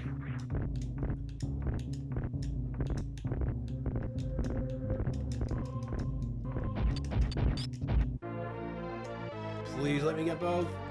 Please let me get both. Please let me get both. Yeah! Hell yeah! Sometimes I have to go and loop around like again, and that's always a pain in the ass. But we won't have to this time. Enough broke.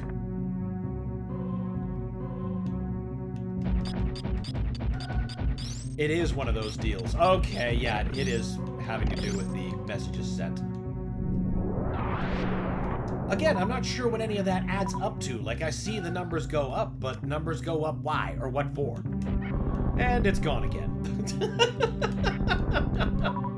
What a great thing. A new implemented feature with absolutely no explanation.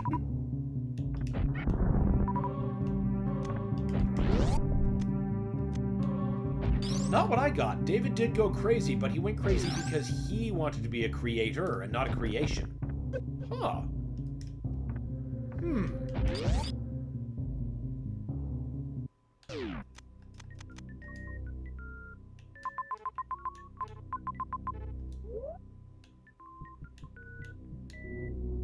I kind of thought he just wanted to exceed. Like, just, you know, like any megalomaniac would. But maybe that was oversimplified.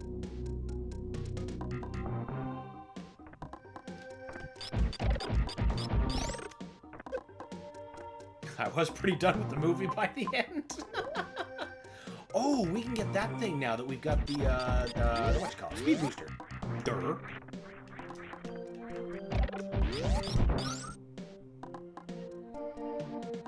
The best he can do, though, is replicate, not create. Yeah, I think that's as reasonable an explanation as any, too. But, I guess, if anything, this movie's proving it's a little bit more open-ended than thought. That's the funny thing about art. Thank you, reserve tank. And missile tank.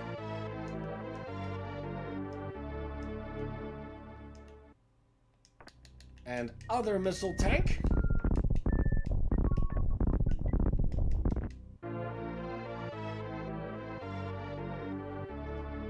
but I don't know. That's exactly the conclusion I end up at no matter what. Just, I don't know, man. I don't know.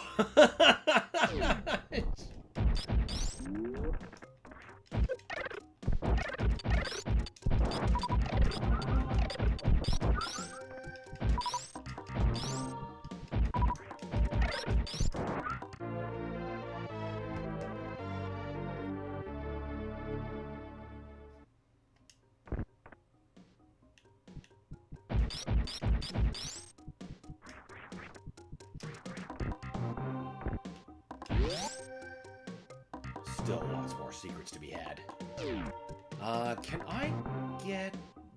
Yes, I probably can get that one from here. I think? Yeah, you're just... Yeah. Okay. Just had to reorient myself.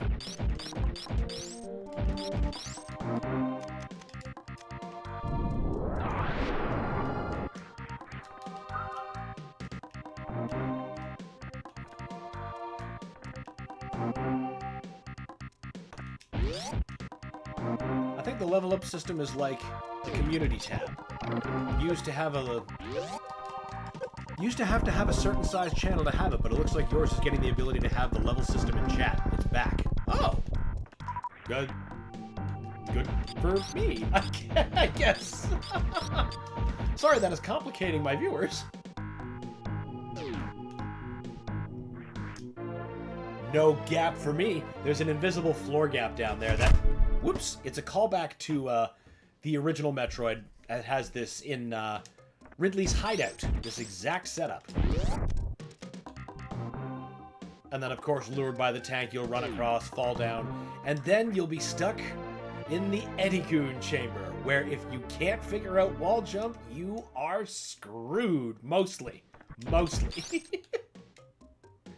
Point is, it's time to get learning, son.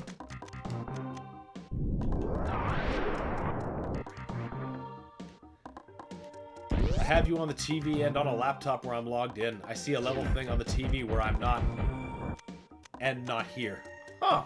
That's a hell of a thing. Not here. Man, that's so neat. Trying to figure out what this new XP system is.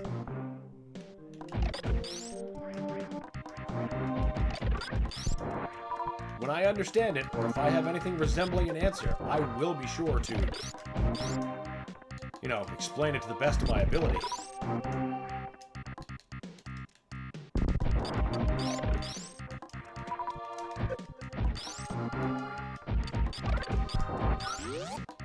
It's weird. It comes and goes. I'll stop mentioning it since it seems to be shy. Just bait it out with negative attention. Just, no.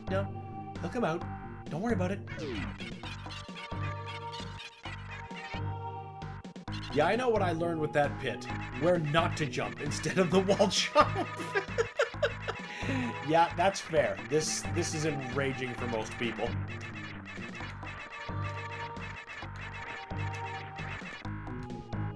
Whoops, I fell.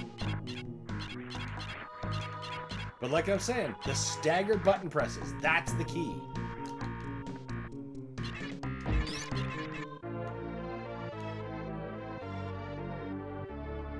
Different streamers get it. I took a screenshot of the chat. I know I'm not crazy. I've never thought that you were. Like I said, I've experienced the system in other people's streams when I'm part of the chat, but I don't see that from my position. Different streamers get it. YouTube makes 0 cents 90% of the time. Yeah, that's a pretty, almostly, I think it's a pretty low number. That pit can become the eternal abyss.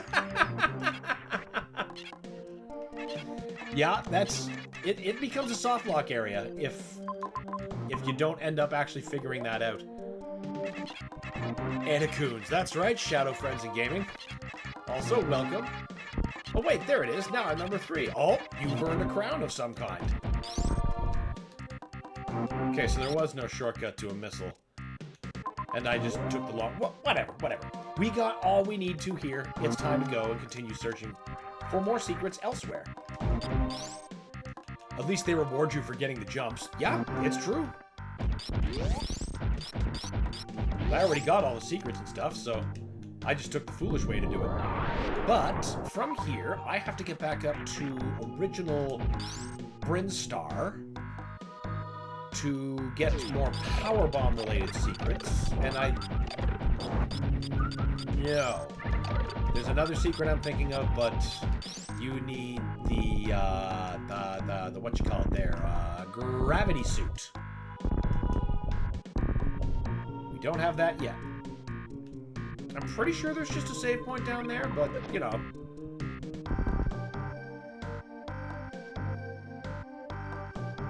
What's up? Not a lot. Metroid is what's up, Shadow.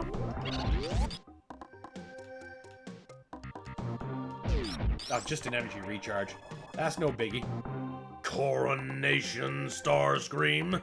This is bad comedy.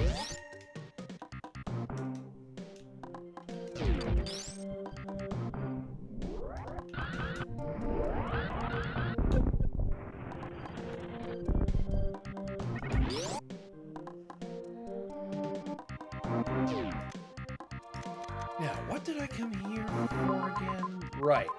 Wait a minute. Wait. Wait.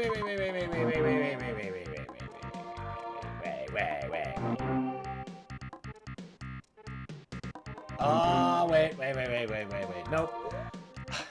I see. I'm just getting ahead of myself. It's like, but if we're here already, what I'm remembering comes from a green sector, and when you get there, just calm yourself.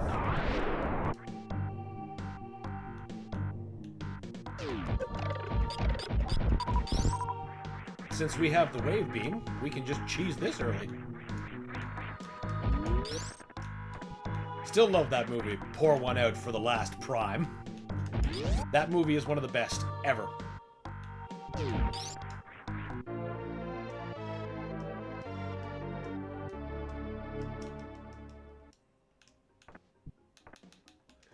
No, Rodimus doesn't count. There's never any love for Hot Rod.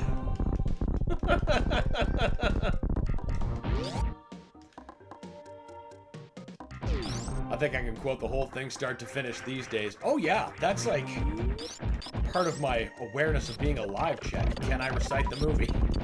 If not, oh, he's got dementia. Ship him off to a pudding factory or something.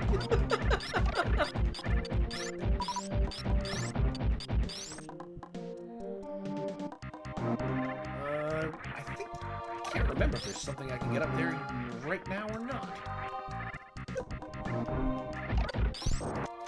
Was that a powerbomb secret?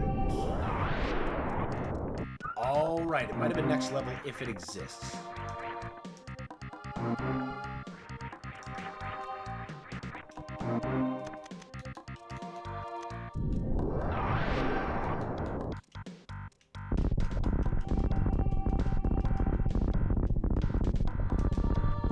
Aha! I was gonna say, I knew there was something here. You can't fucking trick me.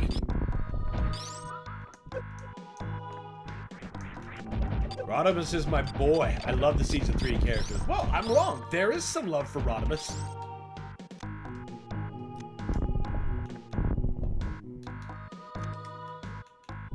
Dude, after how that fight ended, I've actually dubbed getting your buddy killed being stupid is known as hot rodding.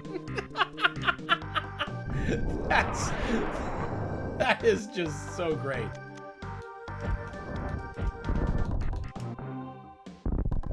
There it is. I was gonna say there's something here. I fucking well know it. Everyone knows the best movie ever in the world is Con Air starring Nicolas Cage.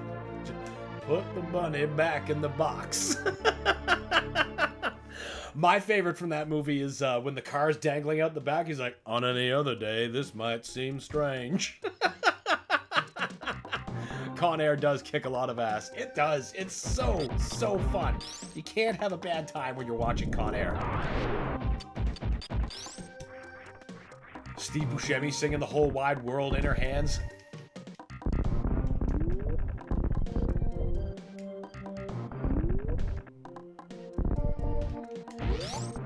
Dave Chappelle early came. What do you think I'm gonna do? I'm gonna save the fucking day.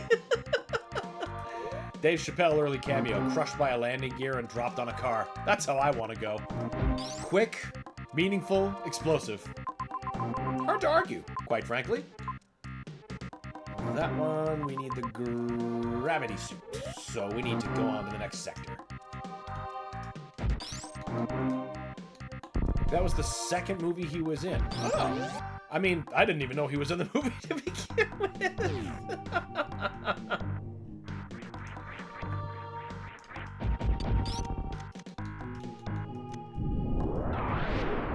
Same with The Rock, Bay's best film.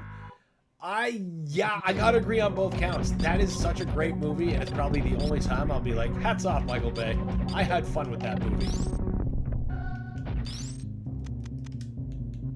I would watch The Rock again in a heartbeat. It's just so dumb, and it's just so fun. Also, I'm a giant slut for Michael Biehn.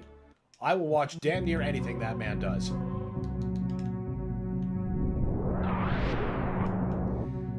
And the other puzzle is the one that requires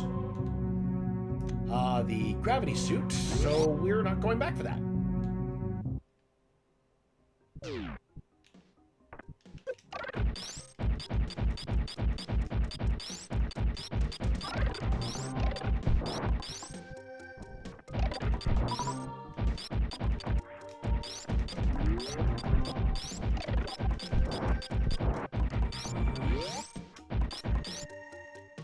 You know how I think Michael Bay could actually be really well used, and I've maintained this for years? It's not another Transformers movie like it's being rumored, but for God's sakes, let the man make a Duke Nukem movie. Military America fuck yeah porn. Find me a better man for the job. I'm not positive you can. I will back the first live-action Transformers. Not much after that, but the first movie was good. No apology. I'm not a fan of the first movie, but I'm a fan of parts of it. Like, when I originally went to it, you know, not having any expectations at all, just to be clear, I really liked the start. With, I just do not like Shia LaBeouf. And that's hard to blame me for. I walked out of the first live-action movie, TF movie, remember? I sure do. It was when Wheeljack was like, what's cracking, little bitches? And you were like, done. Just like Peter Griffin in that movie. But when Blackout's coming in, and then he sets down in the military base, and they're like trying to identify him, and then he just won't identify.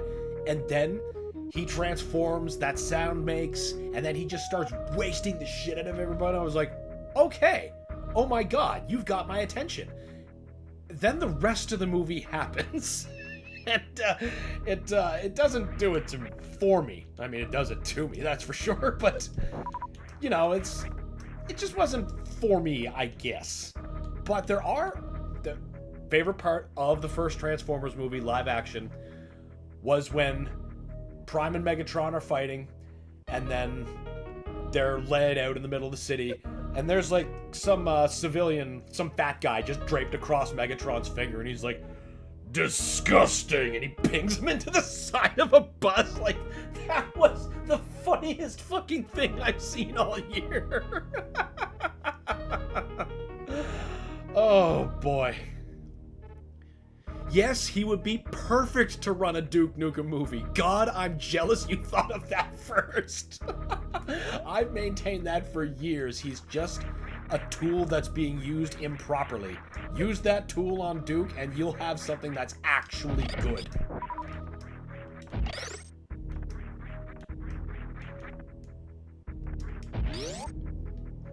I had to see the second live-action TMNT movie in 3D twice because I saw it without a friend I'd promised to watch it with. And then he wanted to watch it with, and then he wanted to watch it the next day. 2 days in a row of that garbage. Oh my god. That would have been just awful. Just awful. Nicolas Cage is still one of my favorite actors. Renfield, he was Dracula and easily the best part of that movie. 100%. Don't sleep on Renfield. That was such a good movie. The rest was meh, but Dracula was so over the top it's hilarious. I liked the rest of it, honestly, but he ran away with every scene he was in. It's entirely possible that my love of those scenes is overshadowing what's actually in the rest of the movie, because it is 90% of what I remember, but damn, he was so fucking good in that movie. Far Cry was the worst. Not even pizza could save it. Yeah, that's like that second Doom movie.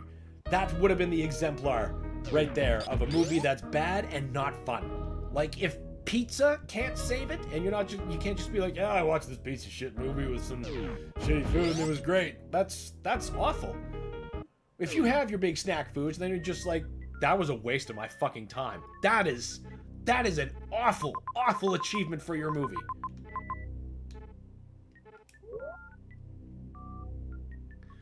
Promise is a promise. You don't need to see it. I didn't even know there was a Far Cry movie. You don't need to see it. Okay, now I see it. Just got a couple of things out of order. Yeah, there is a Far Cry movie by Boll, everyone's favorite adaptation maker of House of the Dead and many other movies. And it's filmed in the lush jungles of Saskatchewan. And yes, I meant every word of that sentence. Jungles of Saskatchewan. Like, he's in this fucking tropical area full of pine trees. It's like, what the fuck, man? I never said anything about being simple. God. What a movie. What a time. What a time to be alive. Yeah, now we go down and get Crocomire. Oh, but I could get that other wraparound secret there. Promise is a promise. Also love Nick Cage. Face Off, am I right? That is a fun movie too. Like, just really fun. Unabashed fun. Need to see Renfield still. Just a matter of time. You should watch it. It's worth it. We hated it. Which one are we talking about there? What we hated? Face Off? Because that movie was definitely like, it's so dumb, it's fun. Now, I mean, back in the day, I thought it was the stupidest fucking thing in the universe. But I thought that about a lot of things when I was young. Oh, wait, no, you're talking about Far Cry. Yeah, we hated it. We hated that big.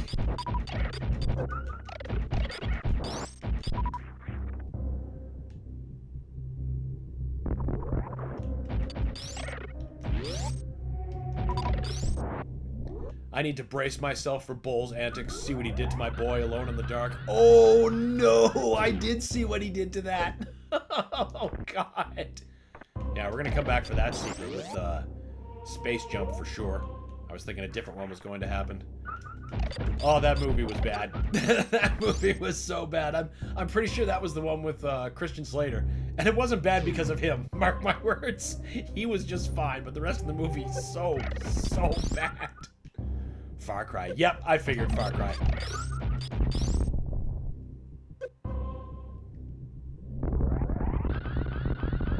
The trampoline zombies, yeah, when they run at the camera and just sproing, and they're doing these Power Ranger flips in the woods.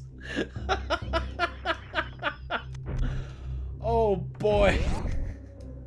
That movie was quite an experience. And I did appreciate every character that died. It did that stupid camera thing. Oh.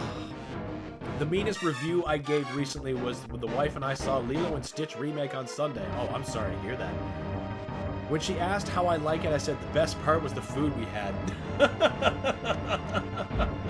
How did the review that I saw it was comparing the design of Stitch, which is always a losing equation for the new movie. But it showed how weird and strange the head is and how it doesn't work compared to his 2D original.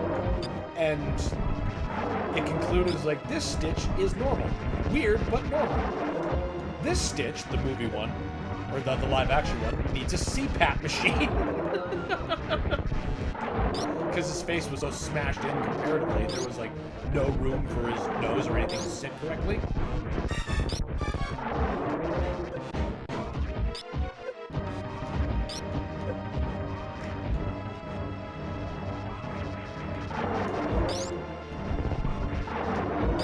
Man, my son wants to see Lilo and Stitch live action. I'm dreading it. Don't blame you. I don't blame you at all. I'd be dreading that too. In fact, I might even just find a way to be like, hey, look, let's watch the animated one instead. It's a much better version of the same movie. Looks prettier too. I can beat that. My previous roomie wrapped me and a friend into a bet that he made online over Ghostbusters 2016. Yeah, that movie... That was definitely worse than Far Cry. I've got to give you that. Like, movies so bad they just piss me off and put me in a bad mood. That Ghostbusters 2016 is absolutely one of them. That movie just hurt. Pissed me off immensely. And then, against all logic, like, I found ways to watch it. I didn't go to a theater. Against all logic, I saw there was a director's cut, and I was like, all right, maybe I just need to be absolutely sure that there's nothing I'm missing, and this movie really is bad, because sometimes the director's cut totally changes the feel of a movie. That was not my most brilliant move. Things did change, sure, but it was everything that drove me insane about the movie was there, but bigger and worse and more drawn out, so I was even more pissed off by the end. And then I was the most pissed off at me, because I'm like, why did I choose this? I could have chosen at any point not to stop. But not only that, I kept going, like some kind of fool. Good lord, you would totally need to pay me to watch the 2016 Ghostbusters. You couldn't even succeed to pay me to watch that movie. No amount of money in the universe could convince me. I would rather watch all of the Michael Bay Transformers movies as a continuous marathon than like a minute of Ghostbusters 2016. My wife is a diehard fan of the OG Ghostbusters, and she despised that 2016 doo-doo butter. She is a woman of taste. You have wifed correctly. I believe my three were included until they were never able to touch Gozer, and Harold Ramis didn't have to see this as positives. Yeah. Thank God Harold Ramis isn't alive to see this. Yeah. Except that statue of him they put in the beginning before they started immediately doing queef jokes. Good lord, Meg. Mega brought Ramis up to burn them that hard. Yeah, they earned it. They did is the thing. There's not a single redeemable thing about that flick. I tried. Lord, how I did try to give it its honest due. And never again. Never again.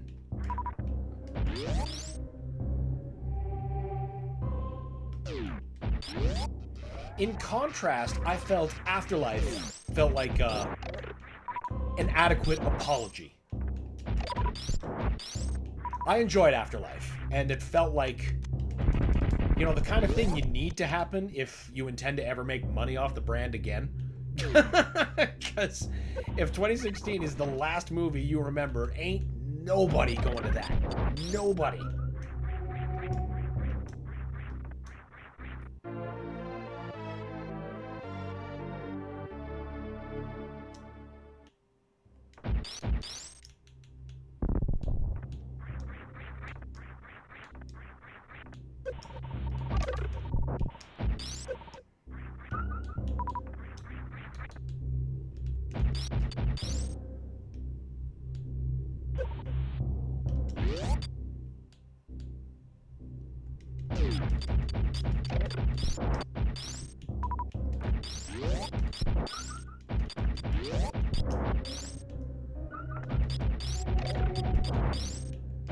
Afterlife was great, up to the end, because it didn't have an end. It just sort of rolled credits. You see, I kind of disagree. I see why you are saying that, though, because it does kind of do that. But, you know, at the end of the movie, we've addressed the threat, and we've eliminated it. And in the same vein, it matches up to me with what the commentary in the original Ghostbusters movie had, where they wanted to do so much more for the ending, but Ramis said something to the effect of, we knew once the Marshmallow Man blew up, the movie was over, and we just needed to get out there and done as quickly as possible. So it kind of followed that line of thinking, being true to the original, I guess. And, you know, once the threat was dealt with, and we established that they were going back to New York, that was enough for me. I was content with that.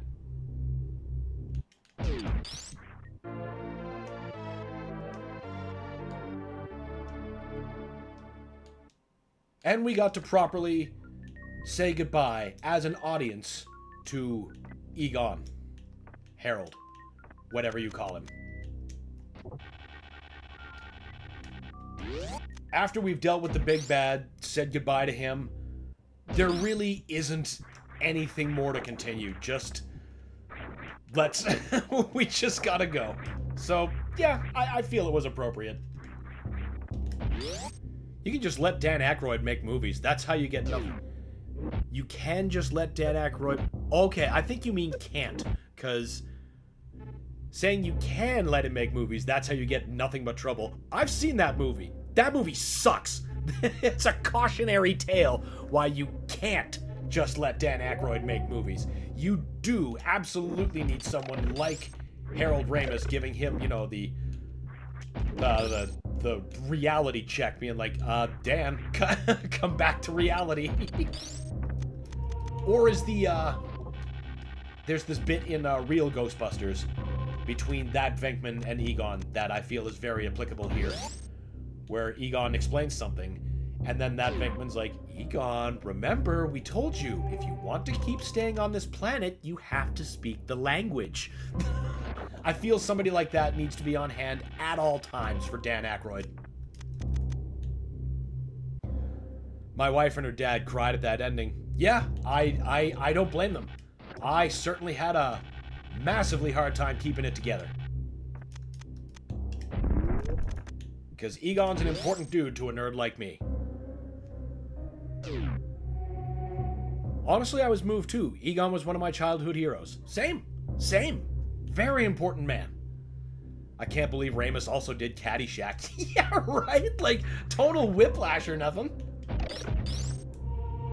Why am I just doing this circle again? That's foolish.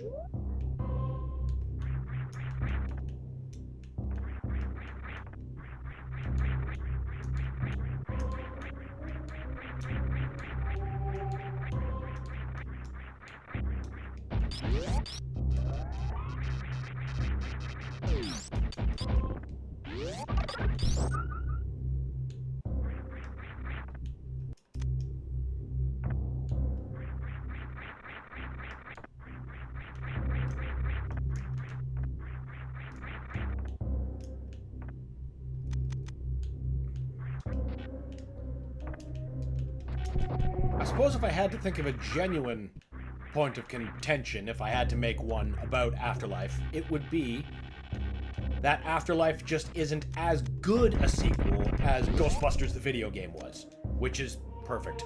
Bar nothing. Perfect. That's the sequel. That's Ghostbusters 3. The end. It's just so good. Nothing gives me bigger joys for experiencing Ghostbusters than, you know, playing that game. And, you know, watching the original in theaters. If it ever comes back to theaters, I always catch it. Always. Every time. And I'm always the loudest motherfucker laughing in the theater.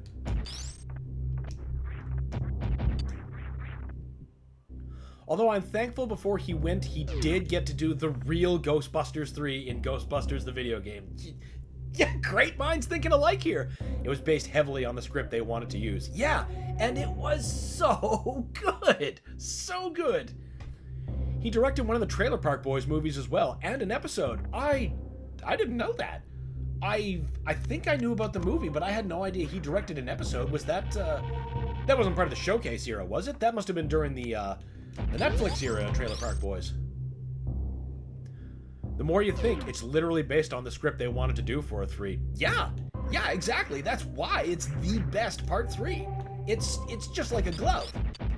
And then, you know, being able to do a stage with Egon, that's just immeasurably powerful. Nope, I'm so wrong. Apologies. Oh! Well, that explains why I didn't know it.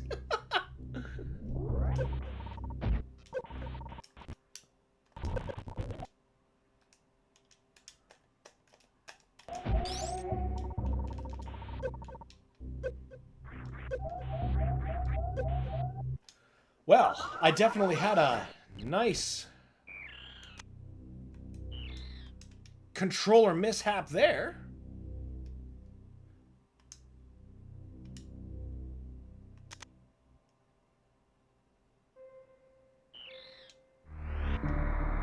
Oh, now you want to do this, do you?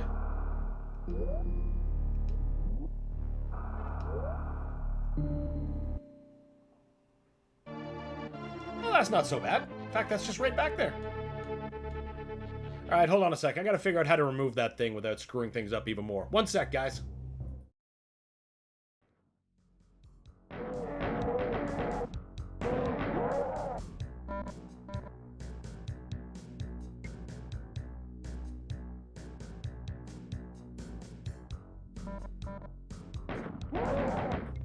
There we go. That was silly. It's the hazards of certain methods. Okay, now we had to go back down and whip some Crocomire ass. It was pretty much Ghostbusters 3, and it's one of the few games I made sure to 100% the collectibles. Yes, absolutely. The lore, the little bonus things, like, that just made it so worth it. And, like, that made it feel like an episode of the real Ghostbusters, too, where you could, like, scan all the different ghosts, and it would give you a brief history on that ghost, tell you about their life, how they died, why they're there. Like, it was a... It's funny to say it about a Ghostbusters game, but it was a living, breathing, realized world, and it was so well realized.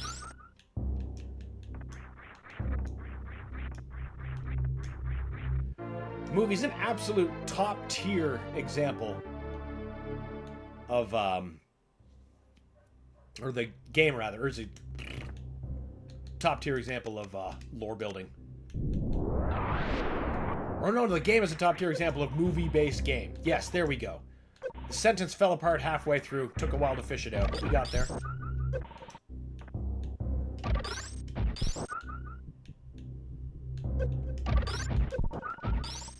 I'm still disappointed that the quote-unquote remaster of Ghostbusters the video game didn't include the multiplayer mode. They promised they'd get to it, and then they didn't. Sorry, I was thinking of Ivan Reitman. Okay. In that case, I definitely knew about the movie. But, yeah, I had no idea of a Reitman-directed Trailer Park episode. Which episode was that? Do you remember off the top of your head?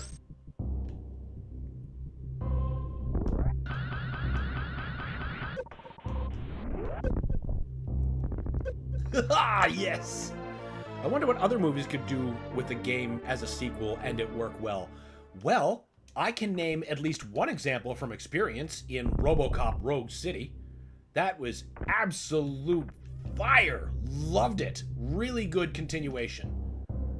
And best of all, it doesn't seem to give a shit about RoboCop 3, so it's adopting the right attitude. It's all about celebrating 1 and 2, and that's how you do it. And, you know, getting Peter Weller back, that's an excellent. And I'm told that The Thing has an excellent movie counterpart that I myself have not yet played, and Night Dive recently did a remaster of.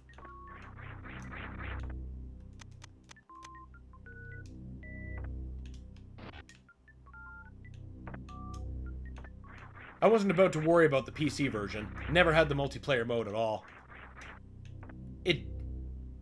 Are you sure about that? Because that sure doesn't sound right. I'm gonna be looking into that later, because there's a friend of mine who plays it on PC, and I've played multiplayer with him before. Granted, my first multiplayer experience was on the Xbox 360, but, you know, at the time, I had a PC player friend who was playing it that way, and he remembers the multiplayer. Interesting. I shall get back to you. Okay, well, that'd be good to know, because I'm really genuinely wondering if that was a Showcase era episode or a Netflix era episode for Trailer Park Boys. Just jeez, brain just losing the thought meats right out. Moved on to the game that perfected Goonatroid. I see. Yes, we did, Farrell. I thought the conversation was very timely.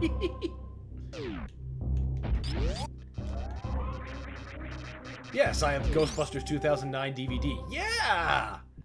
Oh, snap. I have the Rogue City game from PS Plus. Oh, man, if you haven't played that, get on it. It's like, seriously, if you're looking for a good sequel to RoboCop, don't sleep on Rogue City.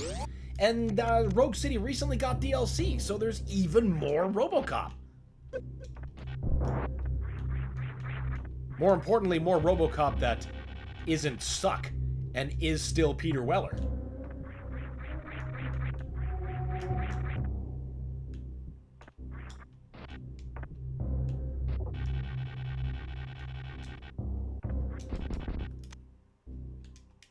I don't think I had it. Oh, so you just discovered you still have it. That's a pleasant discovery if that's the case.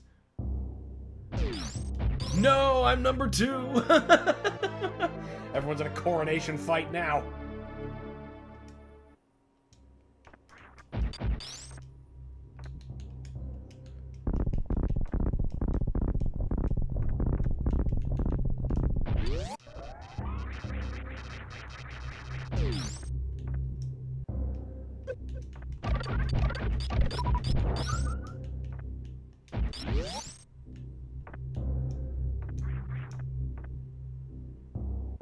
Okay, now let's fight Crocomire and try not to fucking mash too many buttons.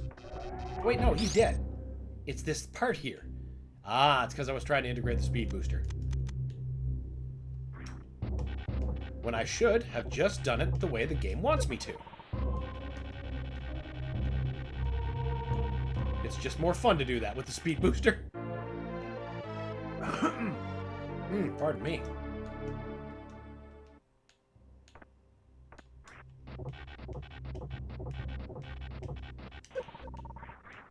Did YouTube give you community leaderboard in the middle of your stream? If you mean that new XP system none of us here understand, then I think yes. Like, I've observed it when I was part of your streams in the audience, but I never really understood it or what the XP was for. Just saw that it was there. For some users, it's been flitting in and out, and it's been a pretty focused topic here. We're all still trying to figure out. I wonder if my chat will have it. I think they were testing it out on bigger channels to see how it does before making it the norm for everyone. Oh! It did. But I think it's alternating from having it to not having it. Yeah, that's the thing we're having trouble with. Is like, is it here or isn't it? And then sometimes it is, and sometimes it isn't. Oh, hey, save point. You can never save too many times.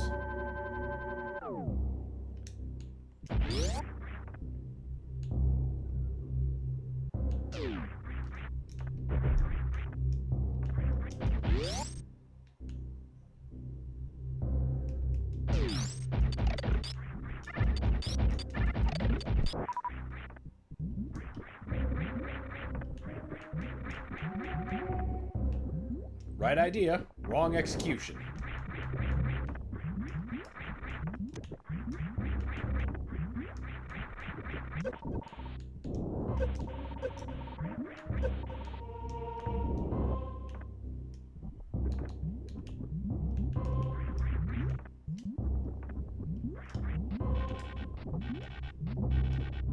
No!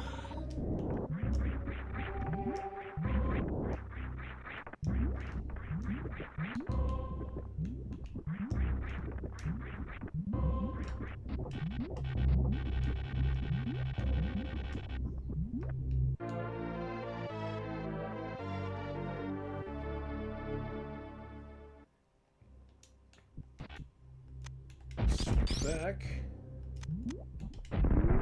I think they do it to generate activity and to give people something to be competitive with while in a stream. That's... I hadn't really considered that as a way to enhance engagement, but I suppose I'm still trying to understand, you know, what it's there and or why it's there and how it works, and I guess that's literally part of the answer to the question.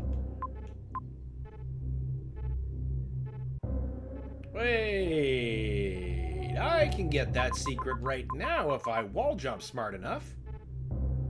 Yeah, I can't resist. I gotta do it. Then I can just wall jump back up. God, I love not going for time. It frees me up so tremendously. Once you have it, it's there for good, unless you manually deactivate it. But this is the first time I've seen it on a channel that isn't monetized, so that's awesome, dude. Oh, well, thank you. Means YouTube likes what you're doing over here in the dungeon. Well, I like that. I gotta love that.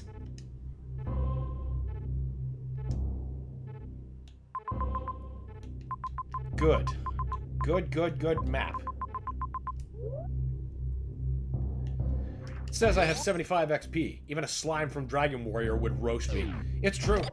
It's true. And especially since you say Dragon Warrior and not Quest when you need, like, so much XP to gain one level. I've never played a slower RPG in my life.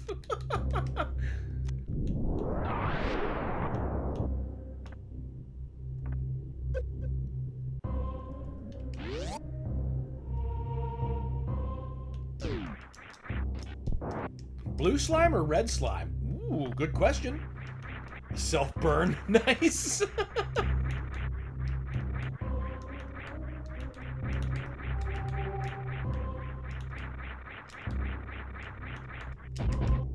There we go. No space jump required. Both.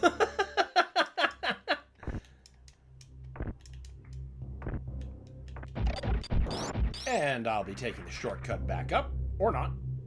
Get back up there. Samus. You know what? It will probably take me more time to futz with that than it would for me to just do that.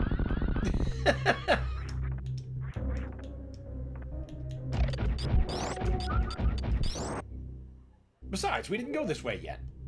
I mean, I did this entirely on purpose. They gave me $40 and said, be off.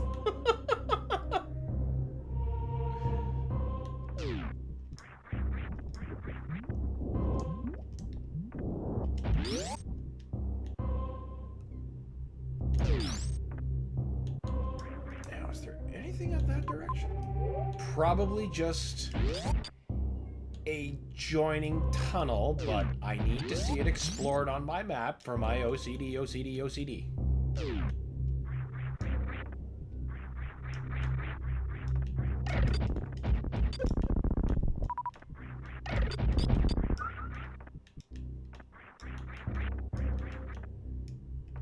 yes, this was from the other side of that door that I waved through before, but it was too early.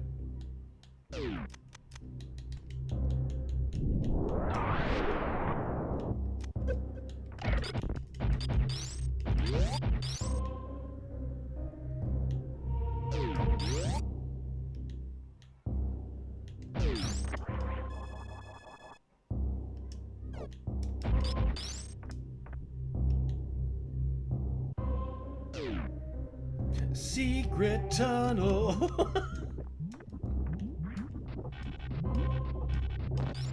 No, you don't.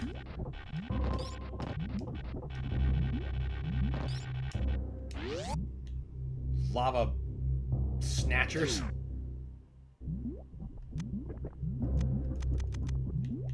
What was the last GBA game you played? I just replayed Power Rangers SPD on my Nintendo Switch, and my reflexes are still as good as a 29-year-old dude. Strong boast. Grats on that. Grats on that. The last GBA game I played, if you mean like that I played through to beat, then, or versus just played because it happened to be on my nightstand within arm's reach, because there's two different answers there. Nintendo DS. Okay, well, I'll answer for both systems. Just casually playing on GBA, the last game I played would have been Doom 2. The last game on GBA that I played to beat was the first Teenage Mutant Ninja Turtles game, based on the 2003 Ninja Turtles. Lots of fun, by the way. Don't sleep on that if you're on the GBA. But the last Nintendo DS game, just to play, would have been... Okay, now, do you mean like original DS, or does 3DS count? Because again, there's different answers depending.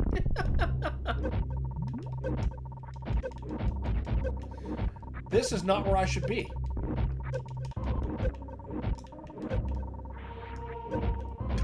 I'm not sure what the hell was wrong with my brain there. Oh, boy.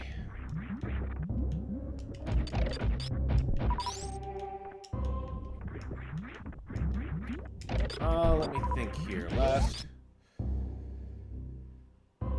Well, on the 3DS, I could pretty readily answer that the last game I played just for kicks was 3D Urban Champion, because I'm that kind of guy. Played to beat would have been Mario and Luigi Superstar Saga Remaster.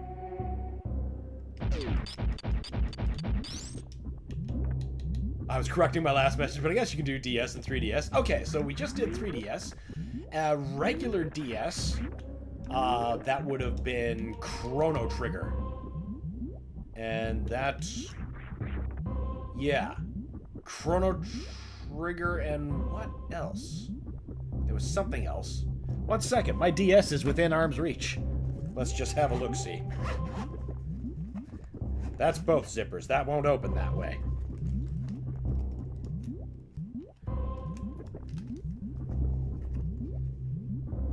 Chrono Trigger and Metroid Prime Hunters for classic DS. Whoops. Oh, goodbye, pen. There we go. Couldn't get a 3DS when it was popular at the time. Oh, that's a shame. Surely, oh wait, I was supposed to say surely that costs have gone down enough now in the secondhand market, but I should know better by now that that's probably not true, even on like non-special edition systems. Like, you know, an average red 3DS is probably still kind of goofy, especially if you want to, and you should want one of the new 3DS models just to have a 3D slider that, you know, works. Man, why am I going backwards? Jeez.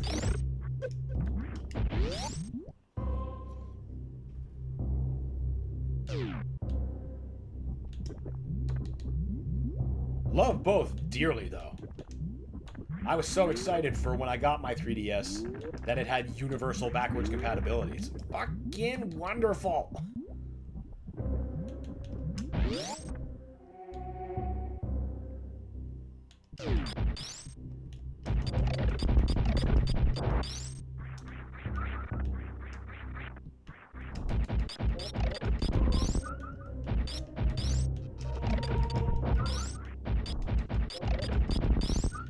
I keep thinking I'm gonna get around to on classic DS.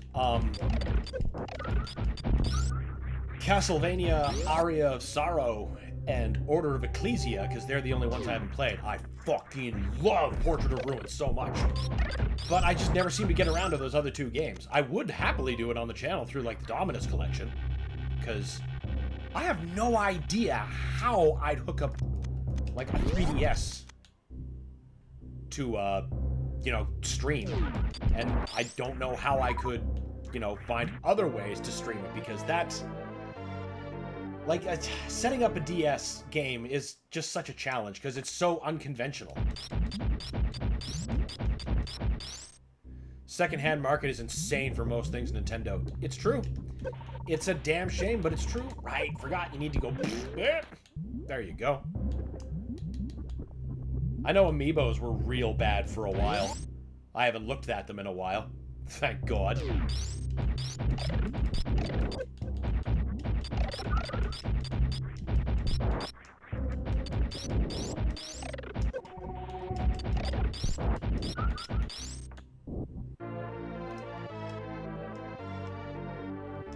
I saw a shitpost recently of some... Well, I assume it's a shitpost recently.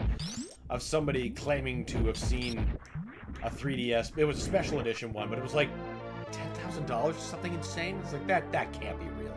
That can't be real. I don't care what edition it is. That can't be real. That's foolish.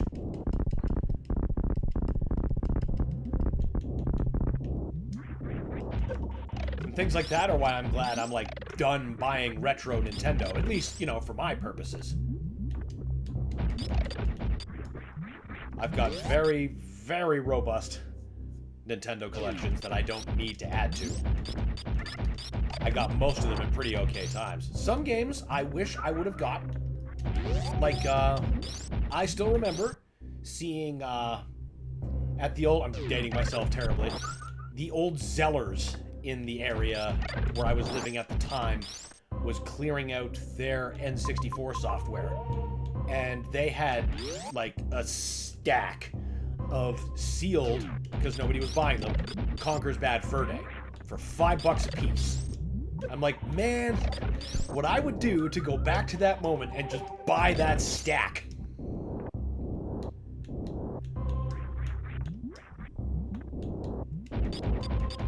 I was still collecting my fair deal of good deals, though. Similar circumstances when a local rental shop near where I was living was clearing out their Super Nintendo stuff. $5 a card.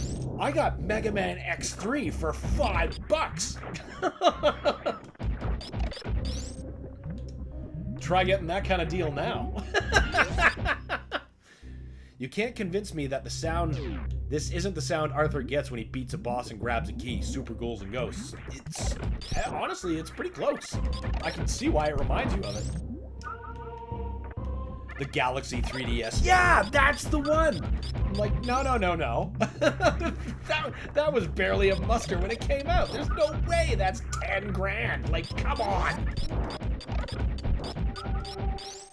I got Super Castlevania 4 new back in the day, 97, 98 for like $7. Yeah, you could just score mad deals back in the late 90s on Super Nintendo.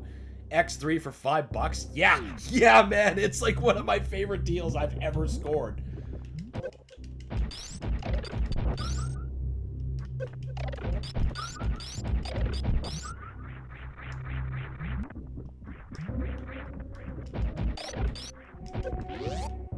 That and, you know, some people just didn't know any better.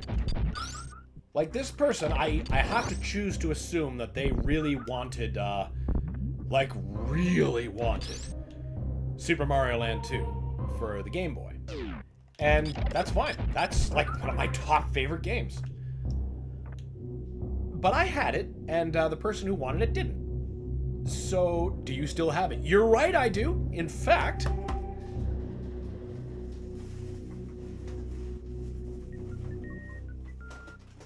Whoops. Don't want to knock over those vinyls. Mega Man X Trilogy. There we go. My $5 X3.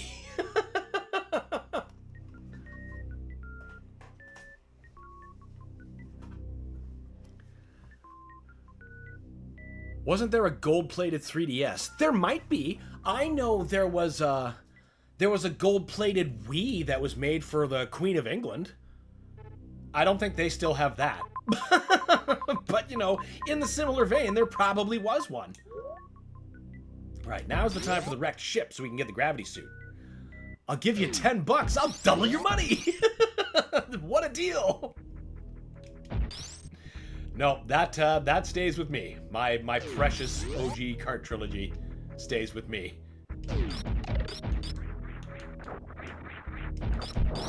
Because my Super Nintendo is still in very active use. Just on the CRT next to me. Glad I'm not the only one who likes to grab things they own while talking about them in stream. And I think she never got that Wii. That's probably what happened. Like, I don't even think she would have even seen the thing. It was known, it was said, and then, I don't know, maybe it ended up in a room and then for sale somewhere. Like, it's probably in, like, some thrift store market or something right now. And oh yeah, I've got that compulsion bad. As long as something is like easy to grab within arm's reach, I totally will. If it's in a box somewhere, no. I'll wait, maybe dig it out for the possibility that it might be brought up next stream. What's missing back there? Oh, wait. That's gravity suit stuff. That's why we didn't get it yet.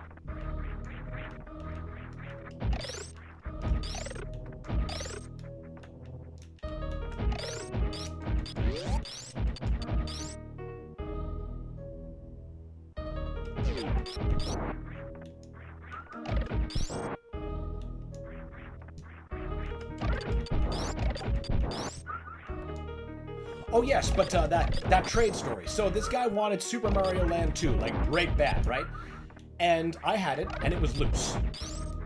And like it still had its plastic case, but I didn't have the instruction manual or booklet or anything for it anymore. But that's not what he was interested in anyway. So he offered to trade me for it, like, you know, permanent. Like, okay, this isn't just a regular swap. He's like, no, I need this game. Okay. And the offer was a complete in-box Super Mario RPG, and I still have it, you better believe it.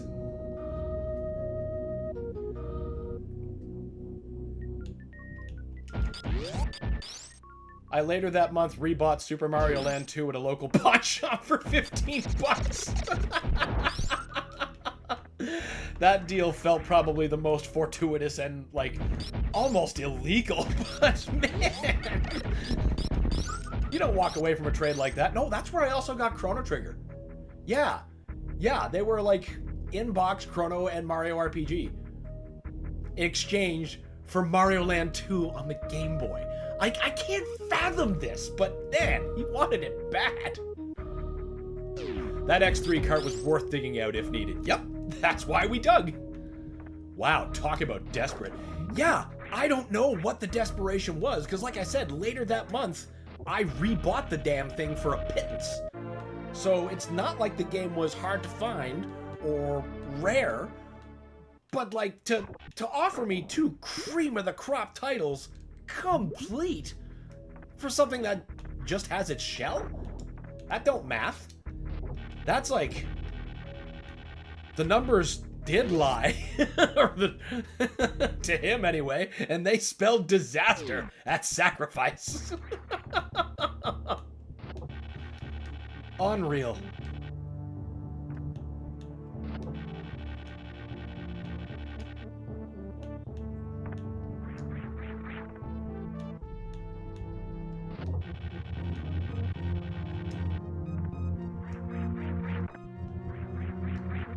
Son of a bitch.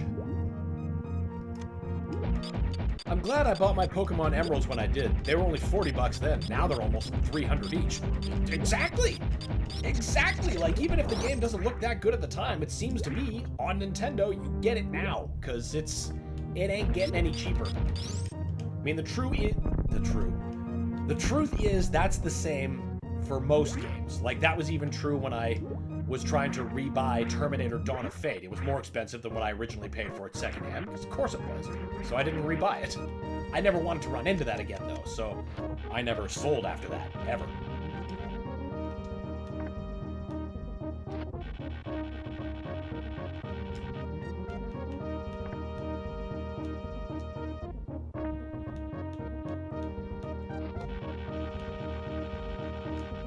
The only other retro dreams I would have had would have been Neo Geo related, and I took care of those before the market got on. I don't even know. Like, there's no words how crazy some of it is. How much some of those games cost. Oh, right. Save point doesn't work. Power's not on yet. Neo Geo, like a home arcade, is one of those things, you know, always wanted. Always wanted.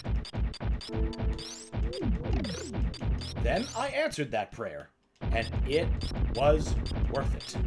King of Fighters 97 is one of my most played games of all time. All time.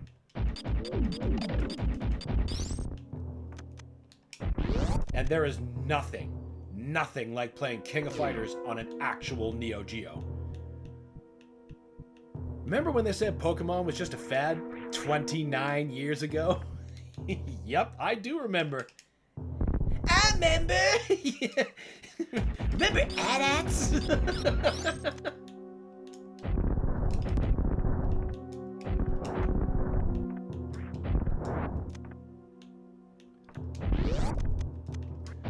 I still have the fantasy of building a Metal Slug 3 arcade cabinet. Hey, don't give up! Don't give up on that! I mean, if you wanted to go the modern cabinet route, you could find what's called an MVSX, which basically it's a big red Neo Cab, but it's a 2 or 1/3 replica size, I think. It's not tiny or nothing. It's a stand-up unit, and that's got Metal Slug games in it.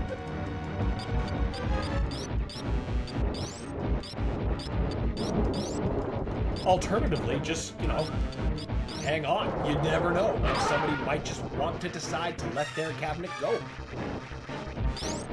For me, I went the modern route to answer those dreams. Like, Mortal Kombat 2 was my ultimate arcade game, period. Never minding the Neo Geo stuff I was just talking about. And eventually, it was Arcade 1-Up that got me what I want. A home cabinet that cost less than $3,000 fucking dollars. In fact, it was quite affordable comparatively. I do love the 1-Ups that I have. Because of that, they were able to answer them. Building a home arcade these days is easier and more accessible than ever. Exactly! Exactly! I completely agree. I mean, failing that, there's also websites that help you with spec builds if you want to spend a little bit more money.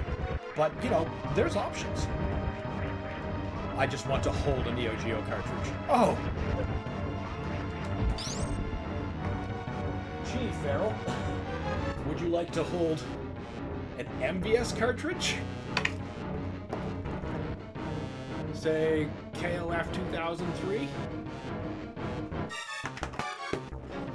Or what's a good home one?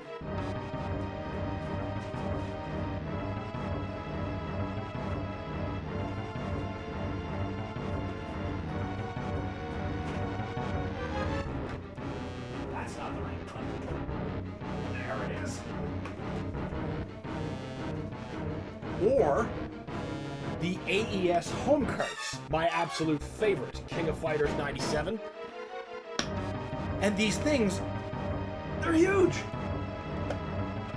The cartridge is the size of my head!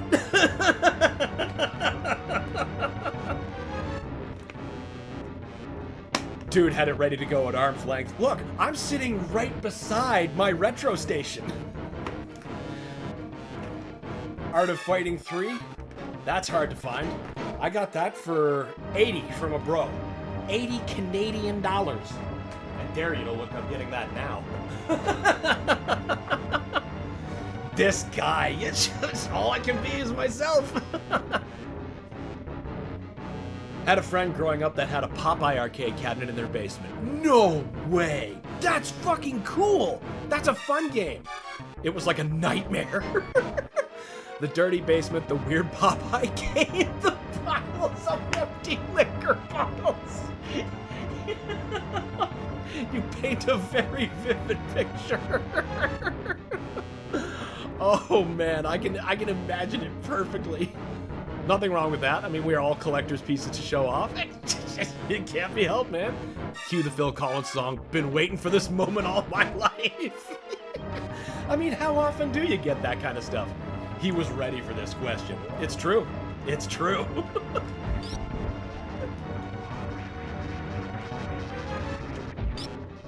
You know what else is huge? That comment question of the day, which comes from a user named BAM! And they said...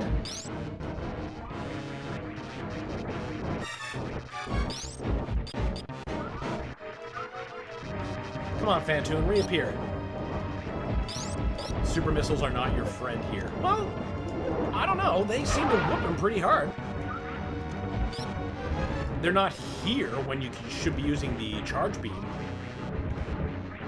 to faux screw attack into those plasma balls so they don't actually cause you pain.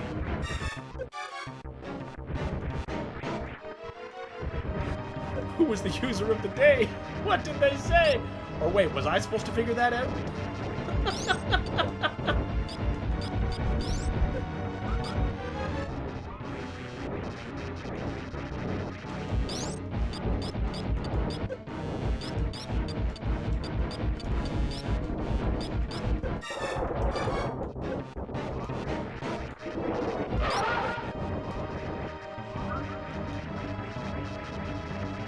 That's right, old RWJ equals 3 references. Oh no. I think I must have done something wrong. Normally I can read out the acronyms, but I'm not actually sure what that one stands for.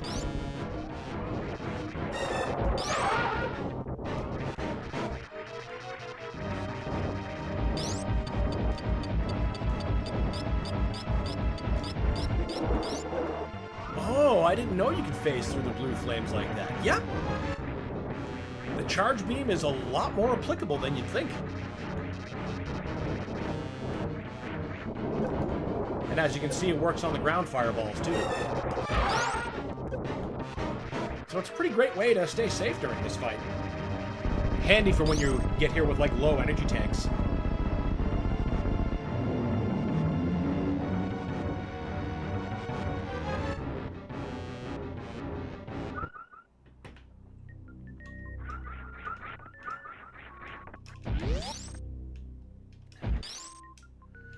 Now the power's on and we can save! Hooray! I should have a lot more energy tanks than this. Not doing my job thoroughly enough.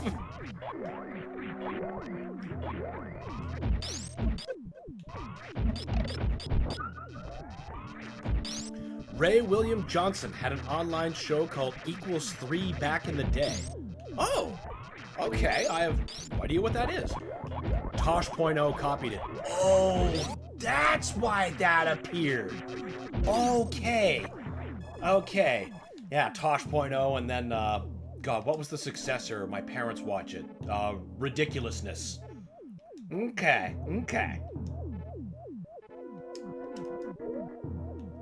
Now your comment makes a lot more sense. At least I understand the format it's coming from. Didn't know that it came from him, though.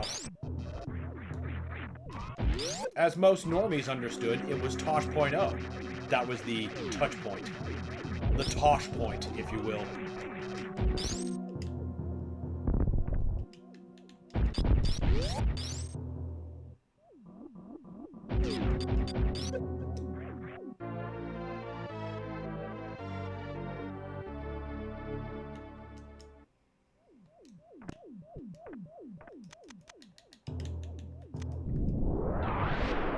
No, nothing here?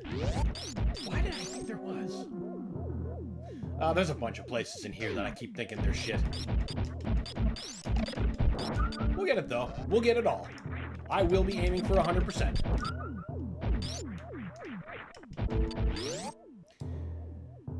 That's not the direction we want yet.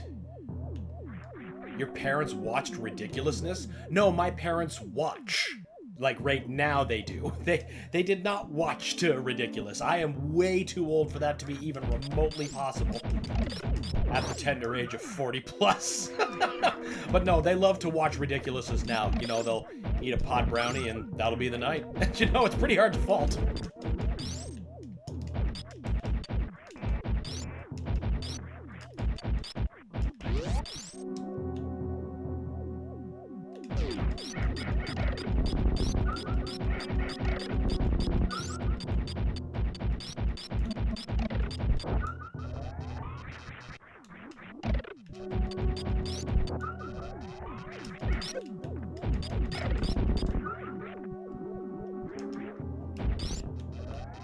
But, you know, that's a golden retirement life.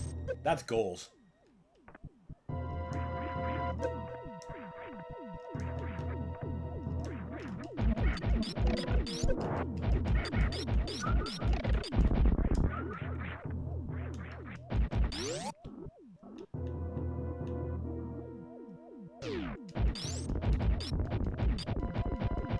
Didn't mean watched like that. Oh, then I must have misread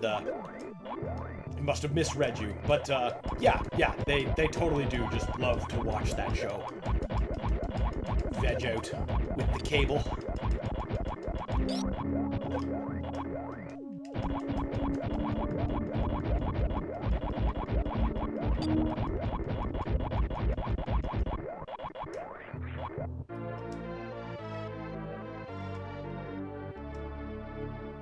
Now, participants back here, are there any?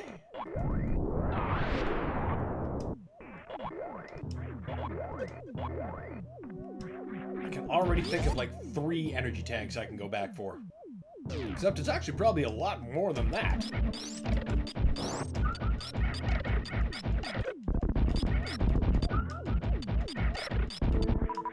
So now I think for like just gameplay, we should be looking for like the plasma beam in Meridia would be the next major stop. But there's so much to do out here.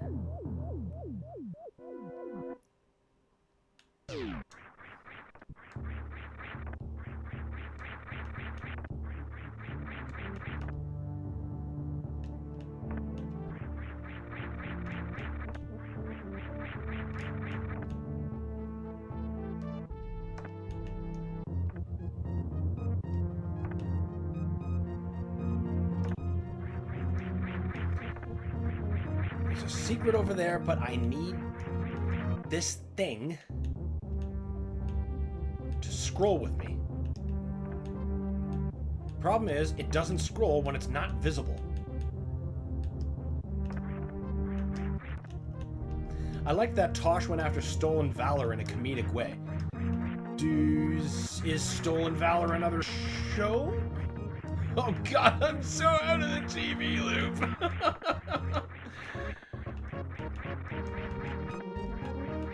Here I am still rewatching South Park and Robot Chicken.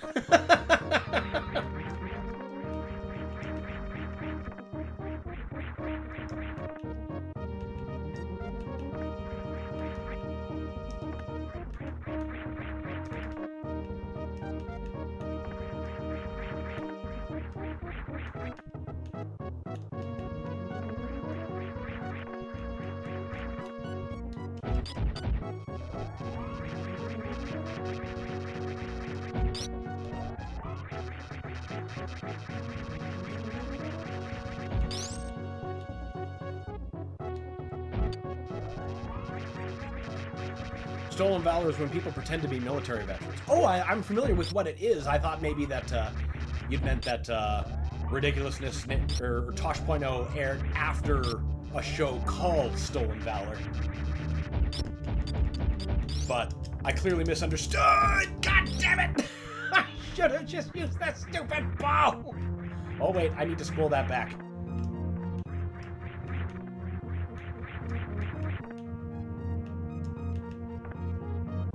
I think Tosh.0 has been canceled for a few years now. That could be true.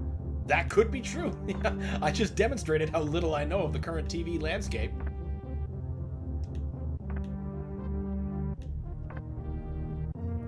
Generally, if it's not in my shelf or on the one service I subscribe to, which is Shudder, I miss it.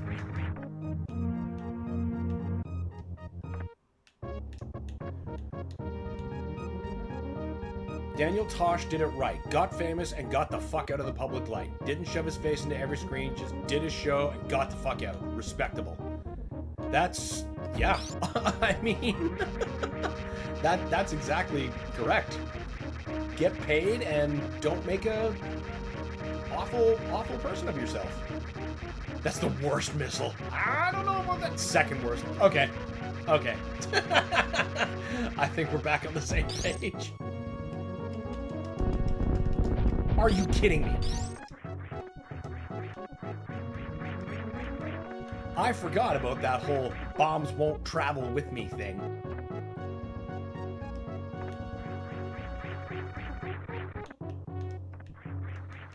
Can't forget about Meridia's speed boost missile. Oh yes, I mean that one honestly isn't so bad. Once I realized there was a plant on the ground that marks where you're supposed to stop your shine spark, I knew to pay attention for that plant. But only after I figured that out, then I was like, oh, now this ain't so bad. This is just silly. He's gone back to doing doing stand-up full time again. Oh wow. Usually once people leave stand-up, they don't go back. Jump them, become a morph ball. Ah, yeah, just like earlier with the Etikun pit.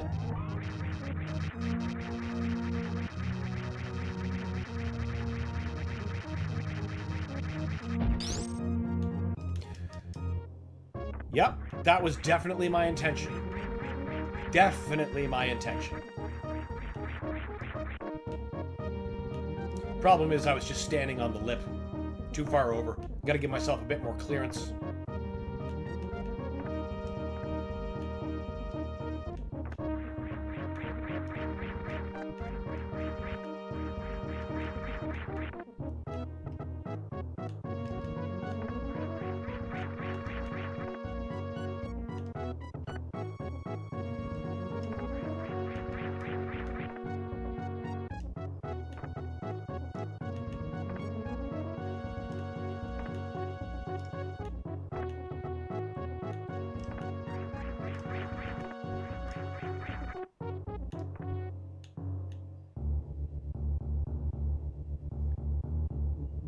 What would you consider the worst missile? Honestly, I think it's this one, because the other missiles that I struggle with, there's always ways around them. Like one that I skipped earlier in Kraid's lair. I could bomb jump my way to it, or I could, which is, you know, hellishly troubling, or I could just wait till I get the ball jump, make it easy.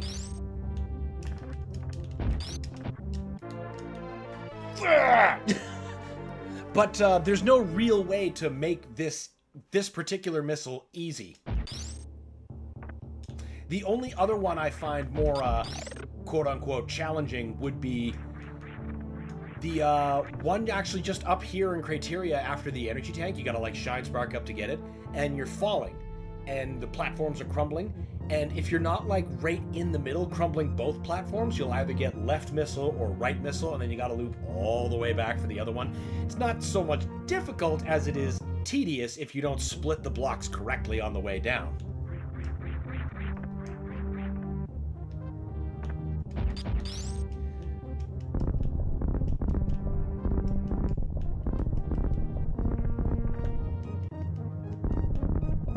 Of course, the obvious answer is any missile I forget is the worst one.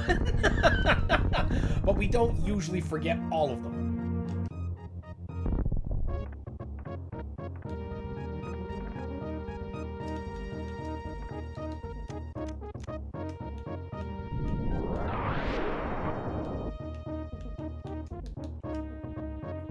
Dough. The spring ball makes this one easier. Oh, it does. By a large margin. But this one doesn't require extensive bomb jumping, so I'm still willing to tough this one out. And space jump. Yeah, no lies about that. Now, you were a super missile.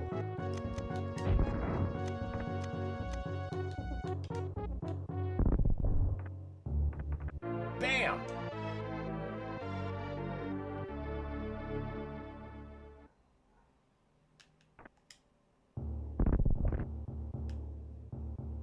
And now we have to go inside again.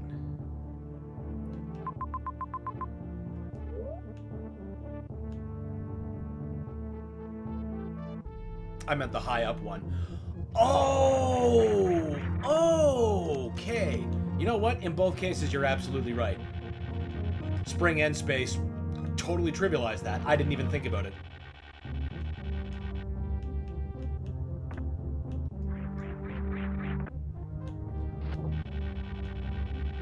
I think that one just made me really mad one playthrough, so now I make sure to collect it out of spite. That way I never have to come back for it.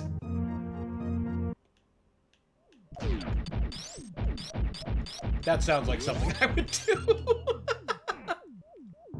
That noise! Ah!